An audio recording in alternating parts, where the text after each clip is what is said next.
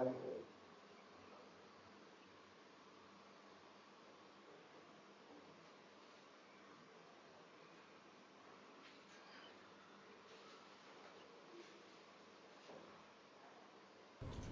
everyone, I welcome you all to the live analysis of Clat 2026. So as you know, Clat 2026 has been completed now.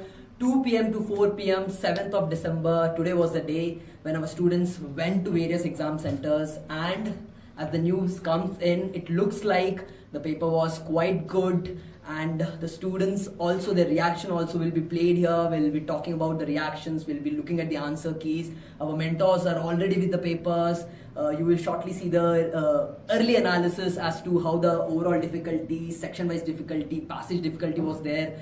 All those things will be there, but before that, our team was present at the centers before the exams and we talked to the students. Let's see what students had to say before they entered into the exam hall. Hi guys, welcome to Careers Gan. Today we are here at CMRTC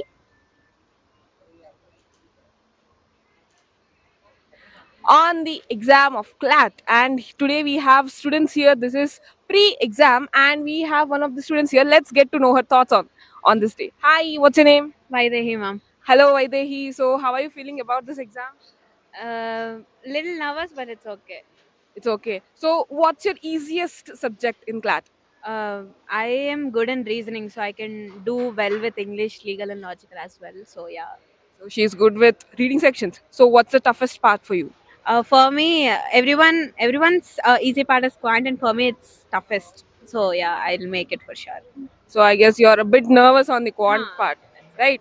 So what do you think? How do you think the paper is going to be? Because last 2 years we can see that it's a bit easy, right? So how do you think? What are your anticipations on this paper? To that, first we have to answer. We wrote almost 75 plus marks, so we are really confident that we can tackle any kind of paper because we wrote the hardest marks as well.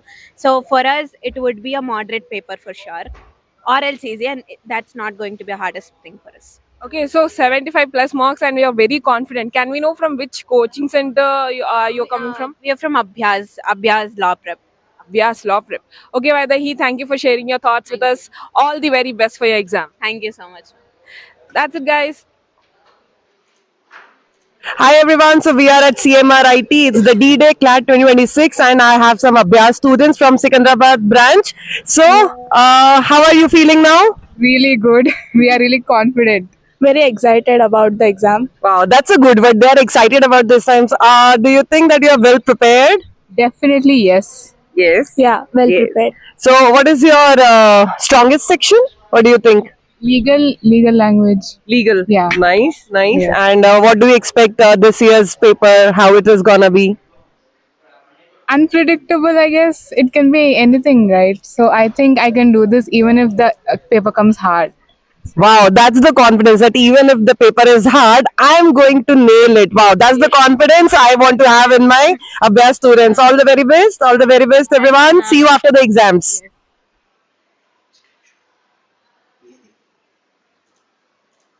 Hello, guys. Welcome to Careers Gan again. Today we have one more student here at CMRTC pre-Clat. Hi, what's your name? Hi ma'am, I'm Chaya Kaneri. And Chaya Kaneri. So you are here to give the Clat exam, right? yes ma'am. How are you feeling? Pretty tensed, but I think it's going chill. I mean, I had a rough morning and I think I'll be able to handle it. That's great. That's see her confidence. She's really trying to. Okay, so what's your super strength when it comes to Clat? Actually, my dad. Oh. I mean, I've tried really hard since the past 2 years, and I think it's really time I give in my best and really show that it's all worth it because I've come a long way for this. I don't know. I think I just need to do it now. There's no other option. I have to take it. Wow, she's really going all in for this. Okay, Chaya. So, what's your weakest or the thing which you're very afraid of about this Clat thing? It's a common problem, quant, and I think I've been able to improve a bit.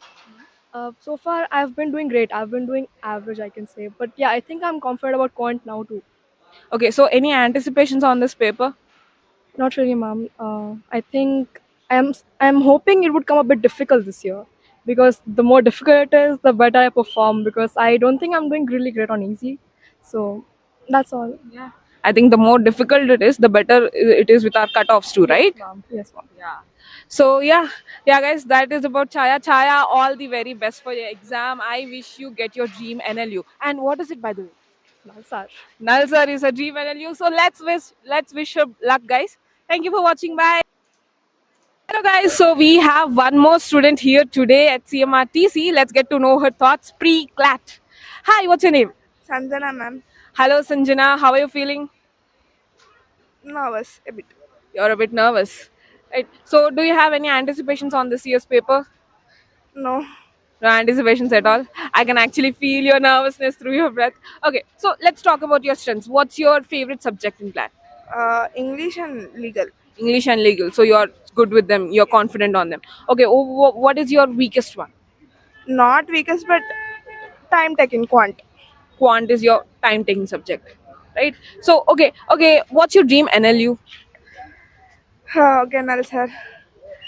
Why are you taking so deep breath? Be confident. You visualize that it's gonna come. You're gonna give a great paper. Don't be nervous, okay? Okay, ma'am. Okay, Sanjana, we wish you all the very best. Hope you land your dream NLU, okay? Thank you, ma'am. Please don't be nervous. Will you promise not to be nervous during the exam? Yes, ma'am. Okay, guys, so let's wish Sanjana all the best. Thank you. We have one more student pre-Clat here at CMRTC. Hello, what's your name? Astha Gupta. Asta Gupta. So, how are you feeling about this exam today? I am a bit nervous, but let's see how is it going to be. I prepared from 1 year, so let's see. Okay, did you solve any previous year question papers? Yeah, I did 2025 and 24 paper, last two papers. Okay, so is there any pattern that you have observed in these papers? I did I am feeling like this time we are going to get AR set, so I prepared for it. There's a similar pattern going on, so I solved sample paper. Let's see how it goes. So she's smart. See, she has actually come prepared with the patterns in her mind. Okay, what's your strongest suit when it comes to Clat? My strongest section. Yeah. I think current affairs and GK is my strongest section. My weak would be quant. I'm little underconfident about it. Let's see how will it be. Okay, so what are you expecting on an average? How many attempts do you think you're going to give in this paper? On an average, I think till today I've been giving attempts of 105 to 110. I think I'll be giving 112 attempts, because quant I'm not sure whether I would be attending all 12 questions, but I would be just attempting 6 of them in quant. Okay, we see many people are afraid of quant section. So let's see how it actually comes in the exam. Thank you very much for giving us this interview. All the very best. So we have one Abhyaas student here at CMRIT Hyderabad campus. All the very best. Yeah. How are you feeling today? I'm really feeling very good, and thank you, ma'am, for the wishes. Yeah, Do you think that Abhyaas mocks are helpful? they are. They are very helpful, and I got a lot of improvement from the starting in till now. Yeah. So I think we are going to have your result wonderful this year, right? So all the very best. Thanks for being here. Yeah, ma'am. Thank you. Hello, we are here at CMRIT and it is before the exam and I found a bunch of students from Ganville Academy. Hi everyone! Hi ma'am! How's the Josh? Hi! How's the Josh? Hi! All the very best everyone! Thank you ma'am!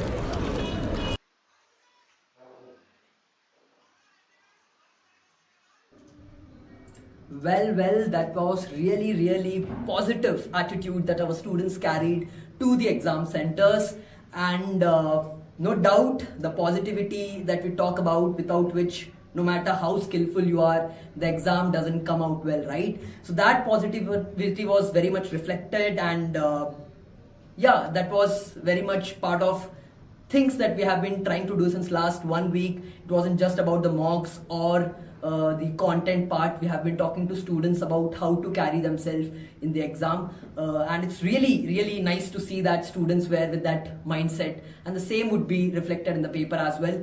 Our mentors are already working with the papers sharp at 4:35. We'll be starting with the live analysis. We'll do the early analysis first, and within 15 minutes of the early analysis, you will be starting with the current affairs portion, and from there on, subject wise, you will get a detailed key of Clat 2026. Before that, let's see some other reactions that the students gave before they entered into the exam hall. Hi, we are at CMR IT Hyderabad campus, and I have some students before the examination, and I could see on their face some anxiety. Smile! All the very best. How's the Josh? Hi. Hi. It should be there. Hi. That's it. All the very best, everyone. See you after the exam, and I want to see the smiling faces again. Yes, ma'am.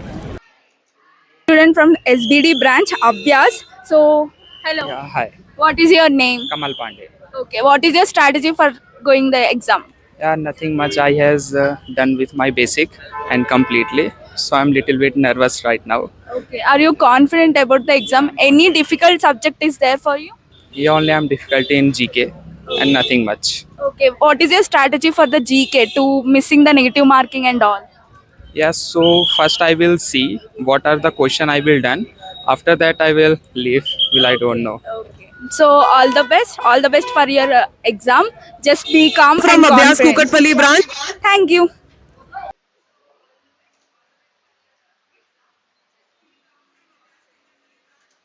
Another student here from Abhyaas. What is your name? My name is Adarsh. Okay, how is your feeling right now?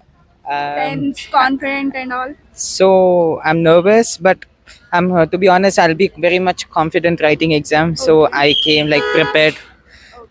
Which subject is the tough for you? To be honest, quantitatives and little bit part of legal. Rest are also fine, but I can do it. This. Okay. Are you aware for about negative marking? Yeah, I am aware of it. So different types of methods and all have come along with it. So What is your strategy for negative marking? How you are going to crack that negative marking missing? So what I'm thinking is that I have heard this elimination method, right? What I'm thinking is like if these four options, if I don't know any of those, then I thought of leaving it. If at all one option I know, then it's actually good. So we can they'll be slightly risky. I mean slightly risky, but if I don't know all the four options, then I can leave it so that I can save some marks. Okay. This is your strategy and it is very good. And all the best for your exam. Yeah. I haven't Thank prepared you. much. So It's okay, no problem. What is your strategy? It's okay, no problem. Just be confident because it's the exam, right? So, what is your name? Shrikar. Shrikar. From which coaching center you are? Phenology. Phenology. So, today's exam, what is your strategy? Nothing much. Utilize the time as much as I can. Okay. As you aware for negative marking, what is your plan for negative marking? Nothing much, ma'am. Can I just go in because I? Okay, no problem. All the best. Just take deep breath and all the best. Yeah. Hi, hello. I am Nalsar University. We have another student. What is your name? From which coaching center you are? Abhyaas coaching center. Abhyaas coaching center. Okay. How you are prepared? How is your preparation? I'm prepared well. Are you confident? Yeah, I'm confident. Confident now. Any subject? Have you any difficulties in the subject? Any subject? No. No. Are you everything you are confident about every subject? I'm not that confident about. So that only you have you prepared from 1 month onwards? Current affairs. Last Yeah. 1 month. Last 1 month, last 12 months. Last 12 months, but current affairs is like more tensed for you. I used Abhyaas, the compendiums and all. Then after that, did quizzes. That. Okay. As you aware about negative marking, how you are prepared for negative marking? If there is no any guessing questions, how your preparation for that? Welcome to For Careers negative, Gang. So for now negative we are marking, here it is today 0.25. So it's better. You can leave 2-3 questions, but not majority everything. So if I don't know any question, I'll try guessing it for or try solving it 2 or 3 times. If I don't get it, then the option is to leave. Just take the deep breath and let's wish for the best. All the best. Thank you so much. Yeah. So I'm closing today with DP. I'm Bandhavi closing. IT and it's Clat 2026 D-Day, and we have a parent along with the child, Rishit. He is from Abhyaas Kukatpalli Center. Are you Yes, I'm excited, but at the same time a little bit tense also. White tens, you have prepared well, right? We have confidence in you. So just be confident. And sir, how are you feeling? Are you confident? Yeah, I'm very much confident about my kid and Abhyaas also. He's doing good, and you people also tried your best.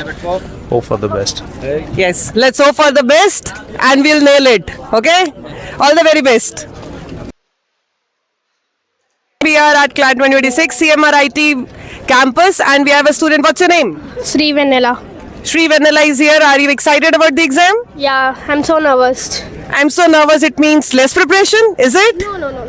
So if you're First prepared, time I have again chance for writing Clat. no, you should be confident, and we'll nail it this time only. What is your strong section? Sorry? Which is your strong section? English, logical, legal? Legal. Legal? You want to be a lawyer? Yeah. Right? So all the very best. See you after the exam. Clat 2026 exam is about to start, and I have a few students. Right? What's your name? Anusha, Sriram Anusha. Sanvi. Sanvi, how confident are you? Neutral. Neutral? The thing is, we're not anxious. That's the best thing, that they are not anxious and they are neutral. So I want to see a lot of smiling faces after the exams. Sure. Right? Yeah. What is your favorite section? Favorite section? In the examination, legal, logical, current affairs? Every section is my favorite. Wow, so she is going to bang all the sections, right? Chalo, all the very best. Thank you. And one more thing to include, she is neutral. I am a NEET student. I just came here to support her. I'm writing the exam. Wow, this is next level of friendship. I'm saying that she's a NEET student, but she's here to support the friend. Wow. And she's going to write NEET for me. Oh my God, you're going to write NEET as well. Chalo, I just wish that you both crack NEET and Clat, both the exams, right? All the very best. Thank you.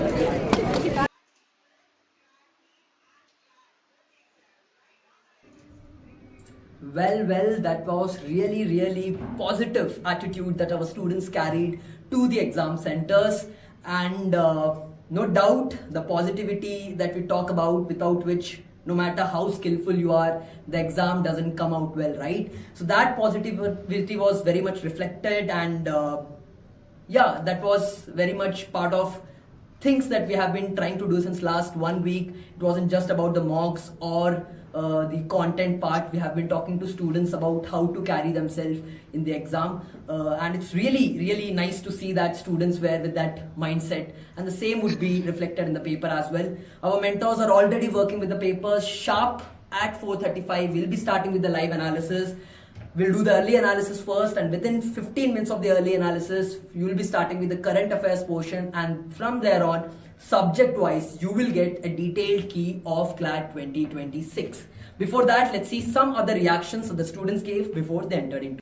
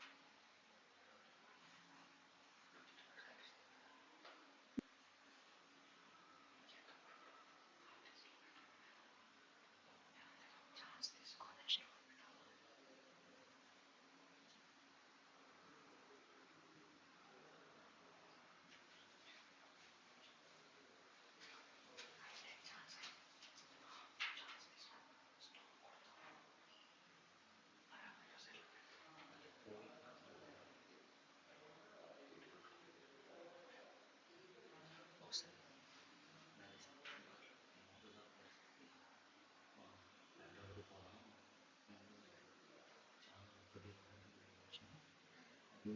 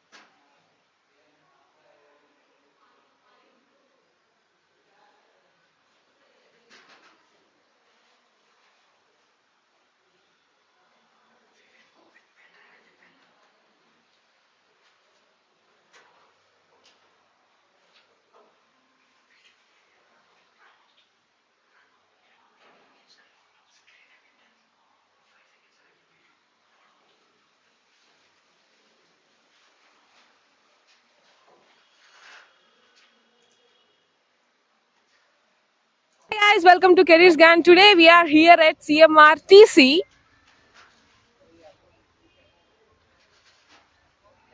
on the exam of Clat, and today we have students here. This is pre-exam, and we have one of the students here. Let's get to know her thoughts on this day. Hi, what's your name? Vaidehi, ma'am. Hello, Vaidehi. So, how are you feeling about this exam? Little nervous, but it's okay. It's okay. So, what's your easiest subject in Clat? I am good in reasoning, so I can do well with English, legal, and logical as well. So yeah. So she's good with reading sections. So, what's the toughest part for you? For me, everyone's easy part is Quant, and for me, it's toughest. So yeah, I'll make it for sure. So, I guess you're a bit nervous on the Quant part, right? So, what do you think? How do you think the paper is going to be? Because last 2 years we can see that it's a bit easy, right? So, how do you think? What are your anticipations on this paper? To that, first we have to answer. We wrote almost 75 plus marks, so we are really confident that we can tackle any kind of paper because we wrote the hardest marks as well.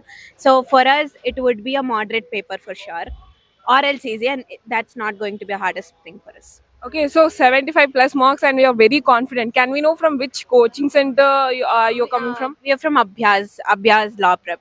Abhyaas Law Prep. Okay, Vaidehi, thank you for sharing your thoughts with us. All the very best for your exam. Thank you so much. That's it, guys. Hi everyone, so we are at CMRIT. It's the D-Day Clat 2026 and I have some Abhyaas students from Secunderabad branch. So, how are you feeling now? Really good. We are really confident. Very excited about the exam. Wow, that's a good word. They are excited about this time. So, do you think that you are well prepared? Definitely yes. Yes. Yeah, well prepared. So, what is your strongest section? What do you think? Legal language. Legal. Yeah. Nice. Yeah. And what do you expect this year's paper? How it is gonna be? Unpredictable, I guess. It can be anything, right? So I think I can do this even if the paper comes hard. Wow, that's the confidence that even if the paper is hard, I'm going to nail it. Wow, that's the confidence I want to have in my Abhyaas students. All the very best. All the very best, everyone. See you after. Hello, guys. Welcome to Careers Gan again. Today we have one more student here at CMRTC pre-Clat. Hi, what's your name? Hi, ma'am. I'm Chaya Kaneri. And Chaya Kaneri. So you are here to give the Clat exam, right? yes, ma'am. How are you feeling? Pretty tensed, but I think it's going chill. I mean, I had a rough morning, and I think I'll be able to handle it. That's great. That's see her confidence. She's really trying to. Okay, so what's your super strength when it comes to Clat? Actually, my dad. Oh. I mean, I've tried really hard since the past 2 years, and I think it's really time I give in my best and really show that it's all worth it because I've come a long way for this. I don't know. I think I just need to do it now. There's no other option. I have to take it. Wow, she's really going all in for this. Okay, Chaya. So, what's your weakest or the thing which you're very afraid of about this Clat thing? It's a common problem, quant, and I think I've been able to improve a bit. So far, I've been doing great. I've been doing average, I can say, but yeah, I think I'm confident about quant now too. Okay, so any anticipations on this paper? Not really, ma'am. I think I'm hoping it would come a bit difficult this year, because the more difficult it is, the better I perform. Because I don't think I'm doing really great on easy, so that's all. Yeah. I think the more difficult it is, the better it is with our cutoffs too, right? Yes, ma'am.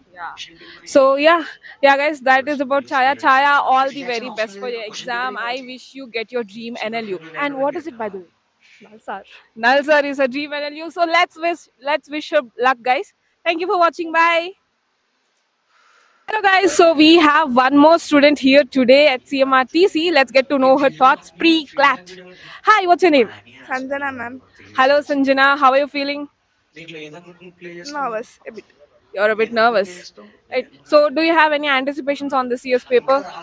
No. No anticipations at all. I can actually feel your nervousness through your breath. Okay, so let's talk about your strengths. What's your favorite subject in Clat? English and legal. English and legal. So you're good with them. You're confident on them. Okay. What is your weakest one? Not weakest, but time taken quant. Quant is your time-taking subject, right? So okay. What's your dream NLU? Okay, Nalsar. Why are you taking so deep breath? Be confident. You visualize that it's gonna come. You're gonna give a great paper. Don't be nervous, okay? Okay, ma'am. Okay, Sanjana, we wish you all the very best. Hope you land your dream NLU, okay? Thank you, ma'am. Please don't be nervous. Will you promise not to be nervous during the exam? Yes, ma'am. Okay, guys, so we have one more student's pre-clat here at CMRTC. Hello, what's your name? Astha Gupta. Asta Gupta. So, how are you feeling about this exam today? I am a bit nervous, but let's see how is it going to be. I prepared from 1 year, so let's see. Okay, did you solve any previous year question papers? Yeah, I did 2025 and 24 paper, last two papers. Okay, so is there any pattern that you have observed in these papers? I did, like, I am feeling like this time we are going to get AR set, so I prepared for it. There's a similar pattern going on, so I solved sample paper. Let's see how it goes. So she's smart. See, she has actually come prepared with the patterns in her mind. Okay, what's your strongest suit when it comes to Clat? My strongest section? Yeah. I think current affairs and GK is my strongest section. And my weak would be quant. I'm little underconfident about it. Let's see how will it be. Okay, so what are you expecting on an average? How many attempts do you think you're going to give in this paper? On an average, I think till today I've been giving like attempts of 105 to 110. I think I'll be giving like 112 attempts, because quant I'm not sure whether I would be attending all 12 questions, but I would be just attempting 6 of them in quant. Okay, we see many people are afraid of quant section. So let's see how it actually comes in the exam. Thank you very much for giving us this interview. All the very best. So we have one Abhyaas student here at CMR IT Hyderabad campus. All the very best. Yeah. How are you feeling today? I'm really feeling very good, and thank you, ma'am, for the wishes. Yeah. Do you think that Abhyaas mocks are helpful? Yeah, they are. Yeah, they are. They are very helpful, and I got a lot of improvement from the starting and till now. Yeah. So I think we are going to have your result wonderful this year, right? So all the very best. Thanks for being here. Yeah, ma'am. Thank you.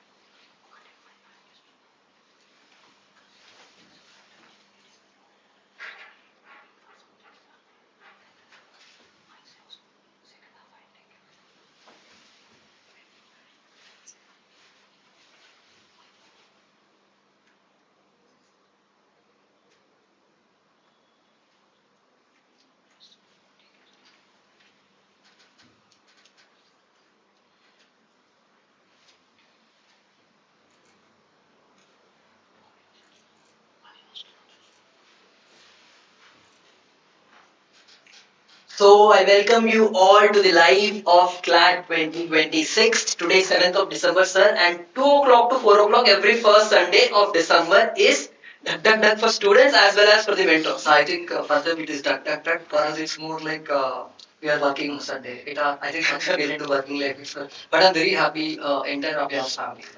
I think our field team, our marketing team and team is all the day, right from morning. I think they're there, and I mean this is one of my favorite days. You know why?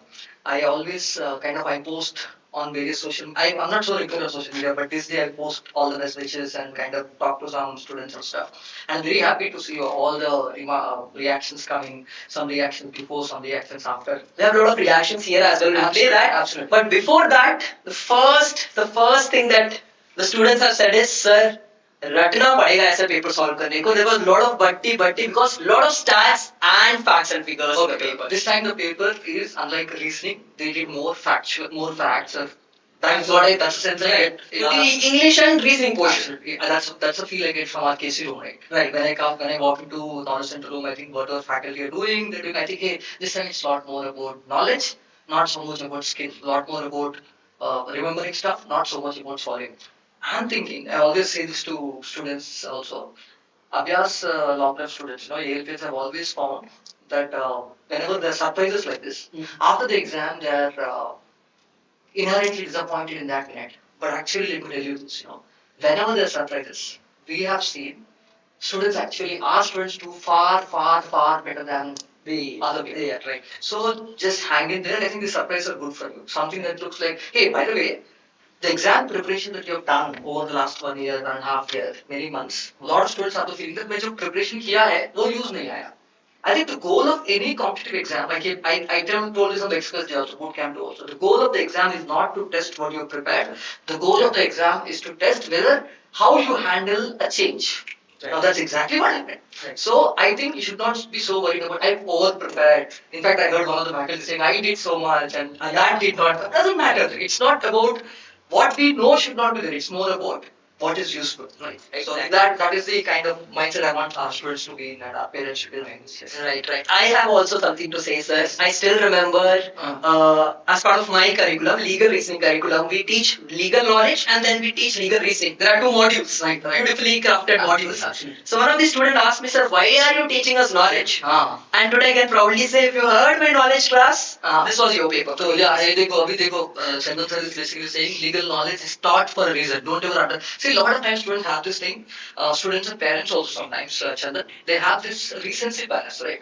They always have the feeling that, sir, last year this is the paper, why is this not being done?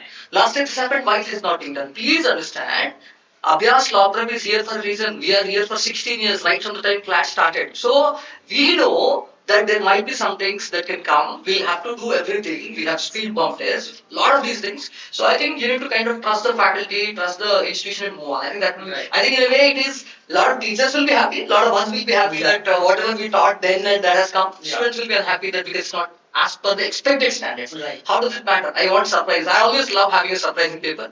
In fact, some of the AI questions that you guys just showed me, I really love it because they're more cat type. And that only means something. I think I'm not going to reveal everything. I think we have a second half session. Right. But there are beautiful things, beautiful sessions ahead.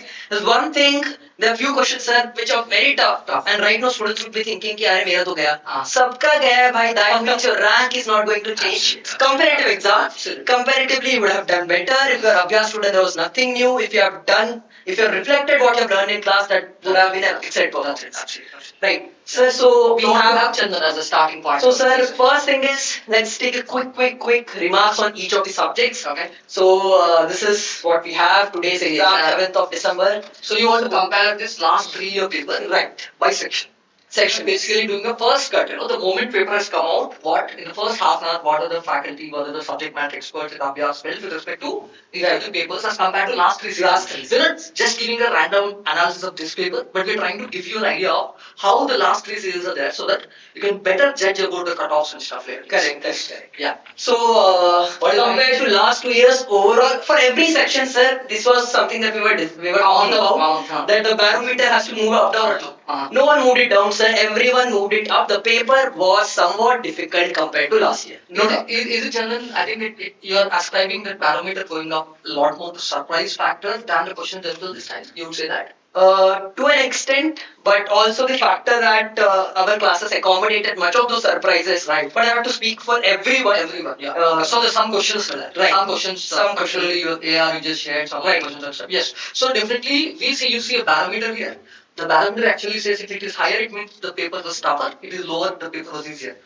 What does this slide tell us? It tells us that English actually 2025 was easier than 2026 is here. English is tougher than 25. That is the first take of your faculty. Right? That's the first take. And what are the remarks that Dominated by contextual vocabulary, we do put a lot of emphasis on reading.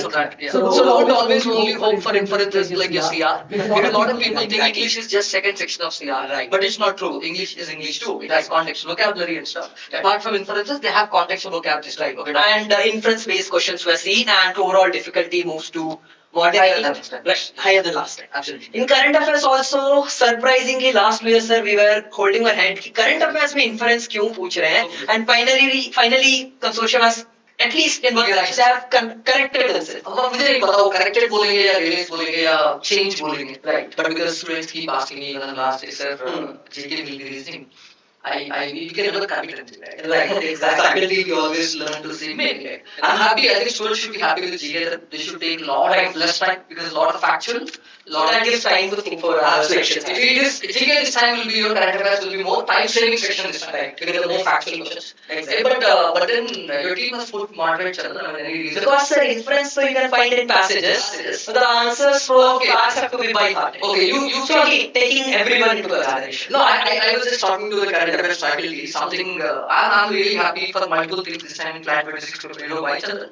The GK faculty tells me, current affairs faculty tells me, there is a passage which was unexpected area. They said they asked questions about chess. I said chess World Cup happened in India this year in Goa. Right. I was actually about to go and my final district was there just because the express was there. I could not go. Right. And the questions of that chess, as you know, is my hobby and we talk about it. I'm very happy to see chess questions have come. I hope some of you have done well or most of you have done well. I think I would love to do that. So those are some of those unexpected areas that I was calling important. I think again, like I said, the first take based on the faculty first take. I think by the end of the day, I think the next few hours you'll know the exact how we'll give that class. For those who have just joined right now, our mentors are working shortly. Within 10-15 minutes, we'll start with current affairs and back to back we'll be giving you the key. Meanwhile, the next section, sir, the next section is legal reasoning. And all of the questions were easy, very easy for those who have stayed attentive in class, apart from 3-4 questions which were legal knowledge based. Okay. That too, the books given, we have separate book of knowledge, sir. Legal knowledge. Yeah, legal knowledge book. So students used to ask me, sir, why is there this book or why are there these sessions? So I think they have. Now you know the answer. I think then Chandra, you're basically building a base for your Clat 27 students को क्या बोलना है. उनको बोल सकते हो यार. आता है पढ़ लो. You can say this is going to come. You please read, right? We have to say that. We can tell that this is important. You have to read it. It's good, right? Not everything under the sun, but everything under our curriculum. It's under Abhyaas. Under Abhyaas. Yes, I think this is very important thing. Again, moving a little bit, moderate. Because last year everything was from class. Okay, your teachers in a way are putting everything moderate because they'll have a lot of. I would ascribe it to a surprise in a lot of ways, right? And because there are surprises, because not everything can be covered in students' preparation. I think it does make sense at this point of time. But I'm thinking when I sit for the cutoff analysis, we'll know exact details. That is the first cut analysis that we have. Right. And this is difficult than last year. Difficult than last year. Again, I should be calling it moderate. Easy only. Comparatively. Either there were like 2 easy questions or the questions which you had to leave. So again, that doesn't put the equal competition. No, okay. I think if I keep telling like we discussed in Lex Quest also, the DD tips I say lal salam. You leave the question. Exactly. If your paper is made in such a way that you could leave questions easily, like Chandan sir is saying, that actually is a time saver for them. It's not a time guzzler. Right. Smart students would have used it that way. So then the cutoffs could be accordingly. Right. So we'll move to the next section. Logical reasoning. Yeah. Sir, I want you to comment on this. This is cat. I want you to. No, I understand, Chandran. I think this is one area. I think even the KC room. I think the every section, every teacher is excited about talking about surprises, but one section, your LR faculty, they're holding their head and saying, "Hey, CR nahi aaya, CR nahi aaya," because CR padhate hain. Because Clat as a exam and law as a profession, we talk about reading, inferences and stuff. And last year they've given a touch of AR with that one seating arrangement, which they kind of completely fooled. They were wrong. Right. This time what I sense is a lot of questions in CR, most of it actually. From touch to grab. From absolutely. From touch to grab. Yes. And I think the few questions, still there are few questions which have come in the CR format, but most of them have come in AR. And I'm happy to say there are few sets definitely which are CAT type. I will not take CAT level, but the few definite questions which are more CAT related. See, CAT has this beautiful three sections. English, very similar to your English, only thing level could be higher. Quant, which is like next level quant, but there's a section called LRDA, logical reasoning and data interpretation mixed. So what happens is there's a CR bit like you guys do, but there's a lot of data interpretation kind of there's set. So what happens is there's some constraints given and then conditions given, then they ask you questions on that. I think that was seen, and that would have made students feel a little surprised. Right. But I'm assuming your speed bound test, landmine test that you create for premium club and stuff, that should be very helpful. Exactly. So I think this time now you understand. I think those ALPs who are not able to make it to premium club, understand. Please make it to premium club. Tell your juniors also, because when you make it to premium club, even that is covered. That is taken care of in premium club. Every factor is covered. Absolutely. That's very important. So I'm sure that that actually is going to again. We'll come to this in detail, absolutely in detail. And I think sir would have a lot of things once sir also solves this. Yes. Halfway you have solved it. I really enjoyed the cat. You're here to bring me out because I was solving a section. So the last section is quant again. This one set you put the parameter low. I mean, for a surprise Chandan, yeah, I think this one area you put the parameter low, but probably because normally quant is one area, but Clat students can never be easy. Right. But this year, because of surprises in LR, because of the surprise in GK, because surprise everywhere, I think this time quant looks to be a little easier than. For two reasons. One, similar to 2025, no surprises. No surprises, yes. Second, percentage and percentage was the only concept task which we have mastered here, and direct values were given. That means game of calculation. So there's no real, not too much to really get confused about. It's all about calculations and speed and stuff like that. Okay, that's clear. So this is where you are ending. I think this is the first one. Yeah. So overall, मुझे लग रहा है कि paper आसान है, but surprise ज़्यादा है. Because of surprises, what will happen to the cutoffs is a very mystical thing. I don't want to keep the mystique there. I want because it's just a starting teaser. I think I always do statistical modeling and stuff. Today, I've done it for this thing. Correct. And I look forward to put all the inputs we're getting into our model. And after all your sections, I think now after this session from us, I think each faculty will come and solve the paper, give you a solution and key so that you can start evaluating your answers. And after that, toward the end, we again have a beautiful session on actual cutoffs. What do you think is a good score?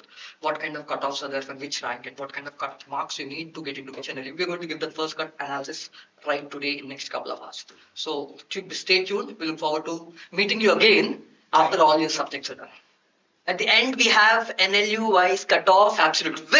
With a lot of analysis within NLU level. Absolutely. We have NLU wise cutoffs. We have rank wise. We always do rank prediction from 1 to 5,000 channel, as you know, because top 5,000 ranks is what matters. Exactly. So we do all that. Yes, right. Yes. So our CA faculty will join in 5 minutes. Meanwhile, you can watch the students' reaction here. Please stay tuned.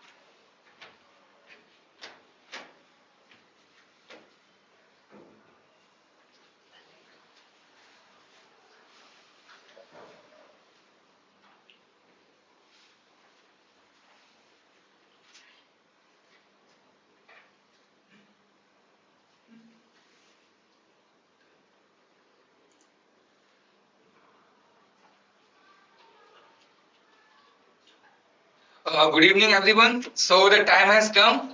So the Clat 2026 has done. So now we are going to the current affairs part, analysis of the current affairs part. So the specialty of this year's paper is this year's paper is all the paper, all the current affairs part is fact based, not inference based. Last year, what we were seeing the past 2-3 years, the Clat people were giving inference based part in the current affairs. But this year, the whole paper is fact based. You don't have to read the passage. You can answer the direct questions directly. So we will start our current affairs part.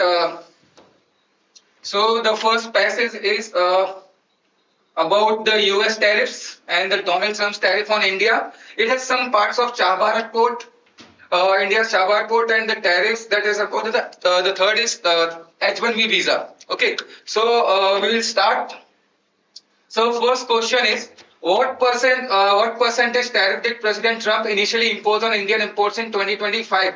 So I can guess all of you are going to choose 50%, but that is not the correct answer. D is not the correct answer. B is the correct answer because initially the Donald Trump imposed 25% of tariffs on 31st of July. Those were going to be effective from the 7th of August. The additional 25% is a penalty for buying oil from Russia. Okay, so the first is the option B, 25%. It's not D, 50%.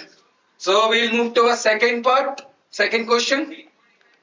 So our second question is what strategic reason did Donald Trump cite for penalizing India and with additional tariff apart from trade imbalances? So A is not correct option, B is also not correct, C is also not, so we left with the D. And obviously D is the correct option, D, because India's defense and energy ties with Russia. US wants that India will buy all the defense and oil and gas from US only. So we'll come to our third question. The question number is 27. So the question is, what is the strategic significance of Chahbar Port for India? So in the options, B is the correct answer. That is, it acts as a counterbalance to China's presence in nearby Gwadar Port, that is in Balochistan, Pakistan. That is under CPEC, China-Pakistan Economic Corridor. So India has also constructed Chahbar Port to get access in the Central Asia and Afghanistan. So we'll come to our next question. So our next question is, what is the primary purpose of H1B visa? So I guess you all are aware of this H1B visa. It's a non-immigrant visa for the US companies to hire professionals, foreign professionals. And the best thing of this H1 visa is the 70% holder of this H1 visa are Indians. And they have imposed a certain fees also on this H1 visa from the next year. So question number 28, the option D is the correct one. Non-immigrant visa that allow US companies to hire foreign professionals in specialized fields. We will come to our next question, question number 29. The acronym MAGA mentioned in the above passage refers to, so it's a famous term, Make America Great Again. On this term, Donald Trump won the election and he came into the power. So our first passage is completed. Then we will move to a second passage. This is the not a normal not usual things. The inclusion of chess in the Clat, because the chess world championship was in India, so that's why the consortium people have added this.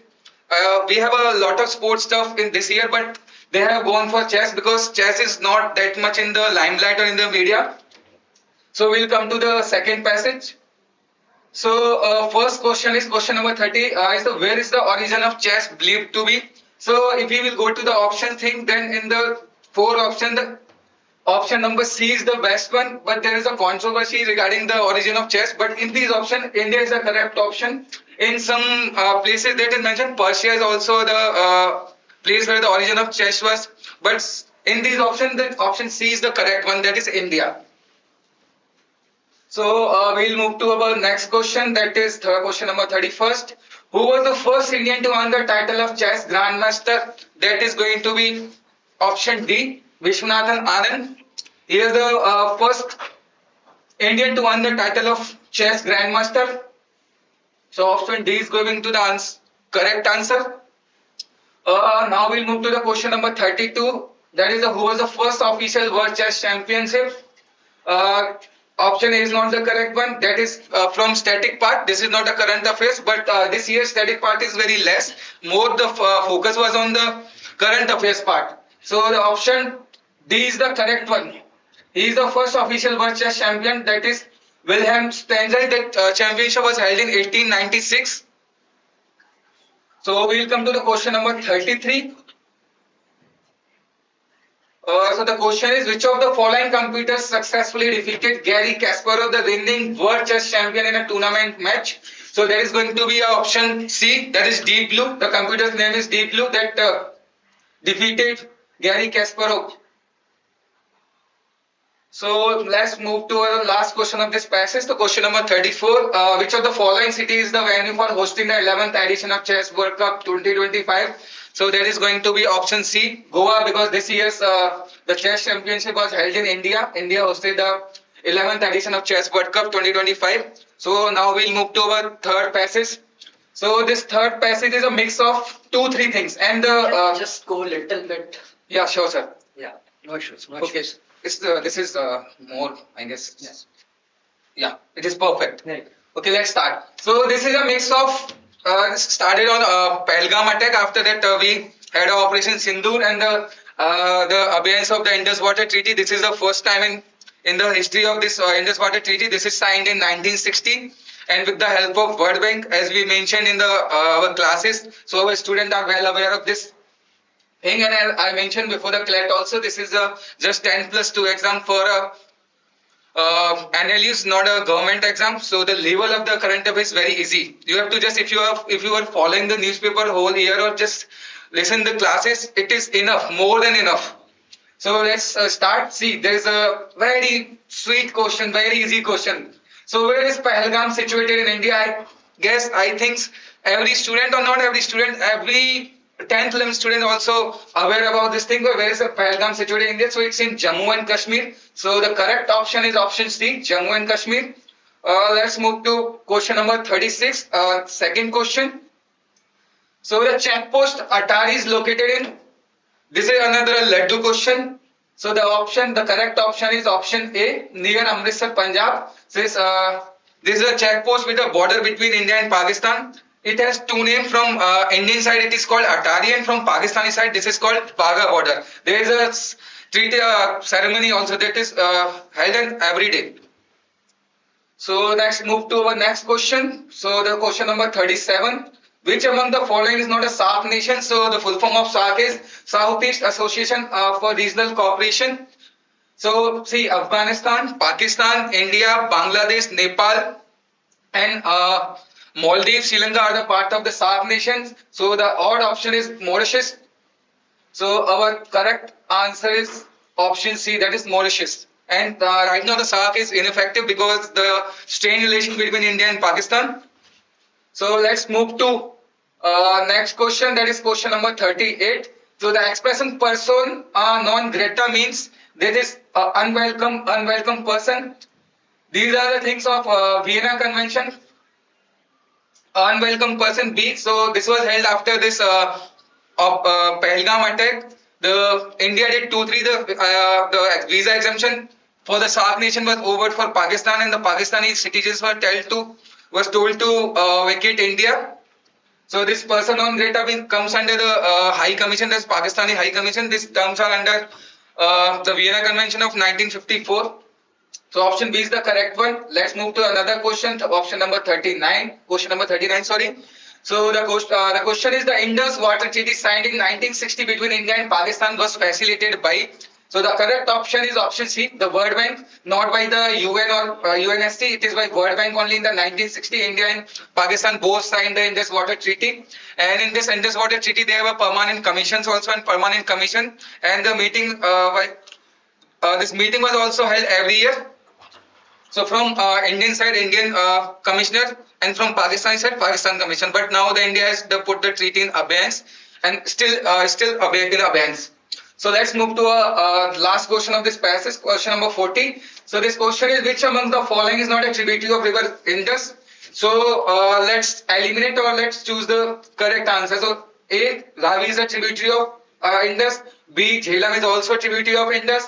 D, Chenab is also a tributary of Indus. So the correct option is option C. Tapti is not a tributary of river Indus. So the correct option is 40. Question number 40 is option C. Let's move to another passage. Next passage. This passage is about Prime Minister Narendra Modi attended SCO meet. This was a abnormal thing because this is an official visit after 7 years, and after Galwan, the relation between India and China was not normal. It was strained, but the things changed last year in Kazan, Russia 2024, and the sidelines of BRICS. So this is SCO summit, the main summit that was held in Tianjin, China. Our Prime Minister attended personally, and there was a sign on the Tianjin Declaration after the outcome of SCO. So let's take the question part. So the first question is, a civilizational dialogue forum proposed by the Prime Minister of India at the 25th meeting of Shanghai Cooperation Organization is intended to promote. So this is the forum is proposed by Prime Minister Narendra Modi to increase the bilateral relation between the people, related to art, literature, culture. So the correct option is option D. It was intended to increase the cultural understanding between the people of the SCO. So let's move to our next question, question number 42. The next presidency of SCO is taken over by, so not Tajikistan, not Kazakhstan, not Uzbekistan. The right answer is option A, that is Kyrgyzstan. So let's move to the capital of Kyrgyzstan is Astana. Next year the SCO summit was going to held in Kyrgyzstan. It's a Central Asian country. So let's move to the question number 43. Prime Minister of India stated that India strongly supported projects such as Chahbar Port. Where is this port located? This is another Laddu question.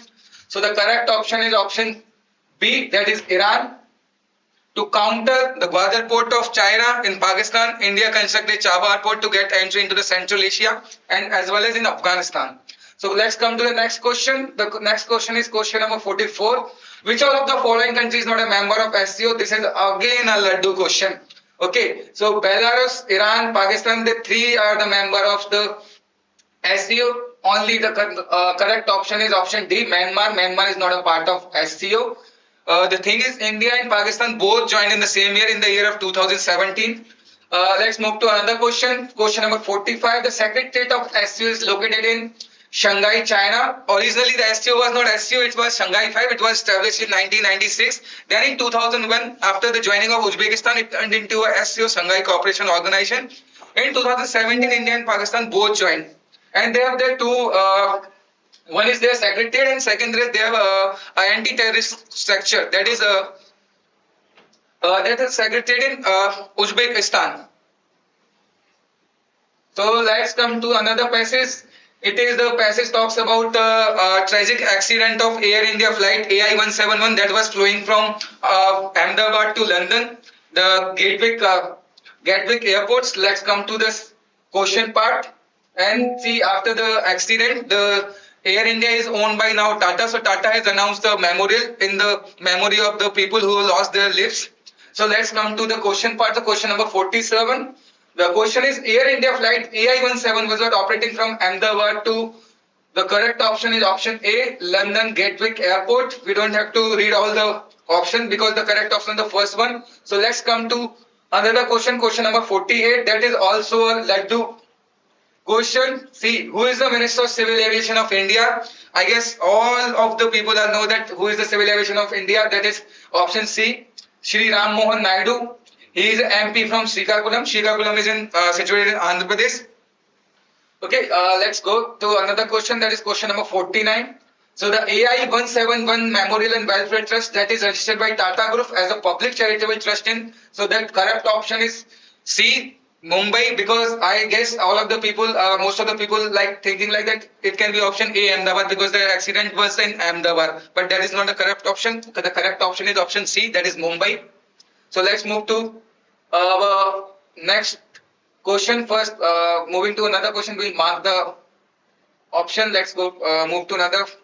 So the another question is the sole survivor of the Air India flight AI-171 accident is the option D, Indian national. In the whole Air India flight, only one person was alive. That is the Indian national. In that flight, the ex-chief minister of Gujarat, that Mr. Vijesh Rupani, was also traveling, so he was also died. So next question, question number 51. The agency that proved the fatal crash of AI-171 is, I guess you all are thinking that is DGCA, but this is not the correct option. The correct option is AAIB. So AAIB is Aircraft Accident Investigation Bureau. That is the body which says which took the probe of this AI-171. So that is option C, AAIB. So don't go for option A, DGCA. That is the regulation authority in India for civil aviation. So let's move to the next question. The question number 52. The Air India flight AI-17 was a Boeing, but it's not a Max. It was not a normal, not next generation. The correct option is option B. So it was a Boeing 787-8 Dreamliner. It is the biggest airplane. So it has a lot of features. So this accident was not a normal or unusual accident. It was unusual. So this our current affair part is, I guess it's over. Yes, so the current affair part is, so overall my marks or my analysis for this is the easy to moderate part. The whole current affairs part is fact based, not inference based. From the last 2 3 years they were giving the inference based part also, but this year you don't have to read the passages. So it was a very easy led to current affairs aspect. And the second thing is, if you have followed the newspaper whole year, then it was very easy for you. So now conclude the current affairs part. We will my colleague will join and he will do the next section. Okay, thank you so much. Bye.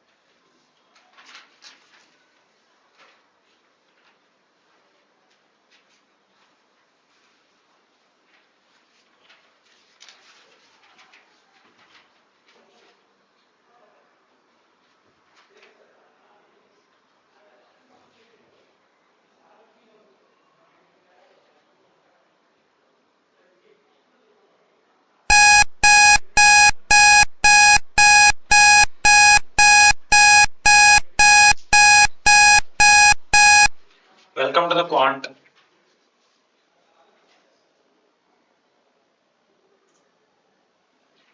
Welcome back to the Quant mock analysis, Abhyaas Law Prep's Quant analysis. So let us take a look at the first passage. Although the calculation part is a bit complex, the questions are easy. There is no confusion among the options. So okay. Anyway, let us start. See, initially the survey was conducted among 1,80,000 adults. So and out of these 1,80,000 adults, few people are insured, and out of the insured people, there are people who got the insurance from public schemes, private insurance, employer insurance, and there are also unemployed people, uninsured people out of this total of 1,80,000. So anyway, let us go to the next thing. In urban areas, the public coverage was given as 28. Similarly, the private employer and remaining were given. So let us directly dive to the questions in this passage. See, the ratio of insured adults in urban is to rural is. That means we are supposed to calculate the ratio of only insured adults. This calculation can be done in two ways. You can directly subtract the total minus uninsured and calculate the ratio, and the other way is to add the individual ratios and then calculate. Add the individual numbers and then calculate. And to be precise, I'll be drawing a table directly. I don't want to focus more on the calculation part because you will be waiting for the key so that you can compare. Okay. Anyway.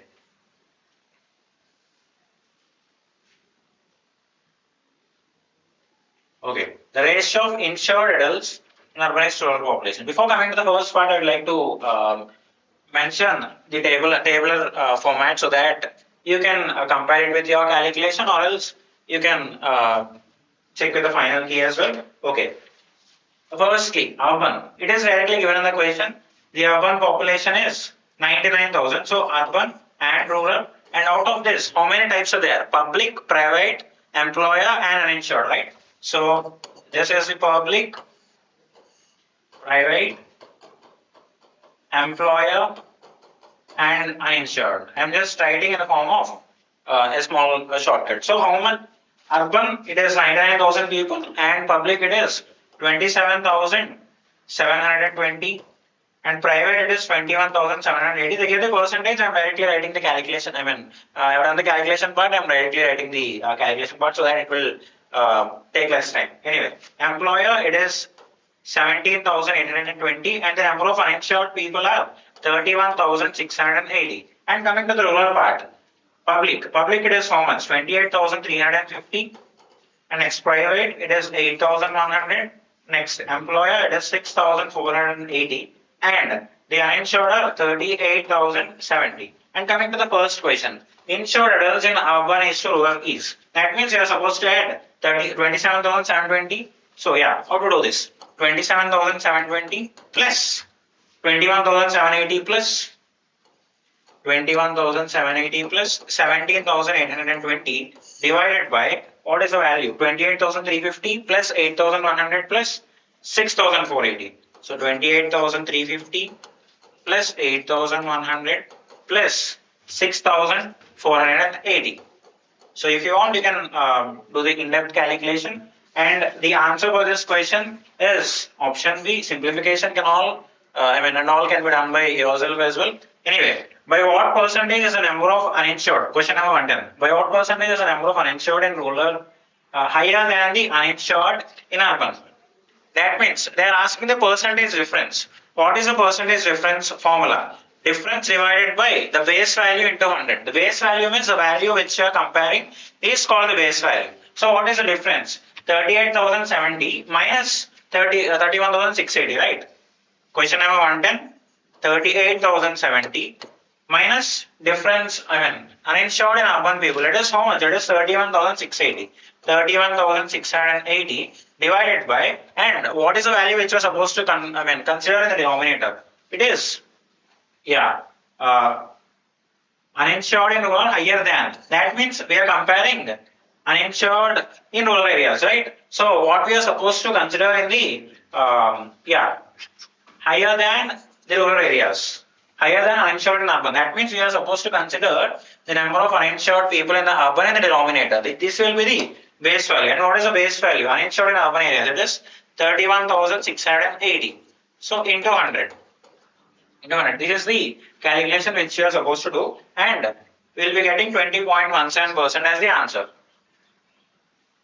Yeah, of course, we can eliminate few options in using the approximation techniques. We'll discuss that later. And coming to the question number 111. If the total population grows by 5%, okay.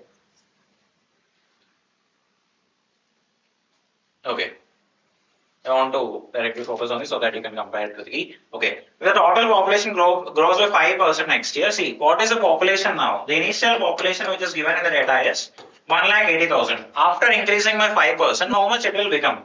It will be becoming 1,89,000. Sir, how are you writing directly? See, what is 5% of 1 lakh? 5% of 1 lakh is 5,000 itself.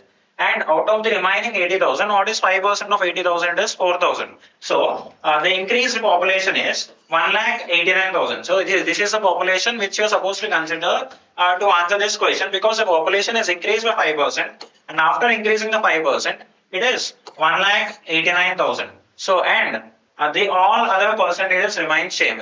That means we are just supposed to consider the values in the data and calculate. So, yeah.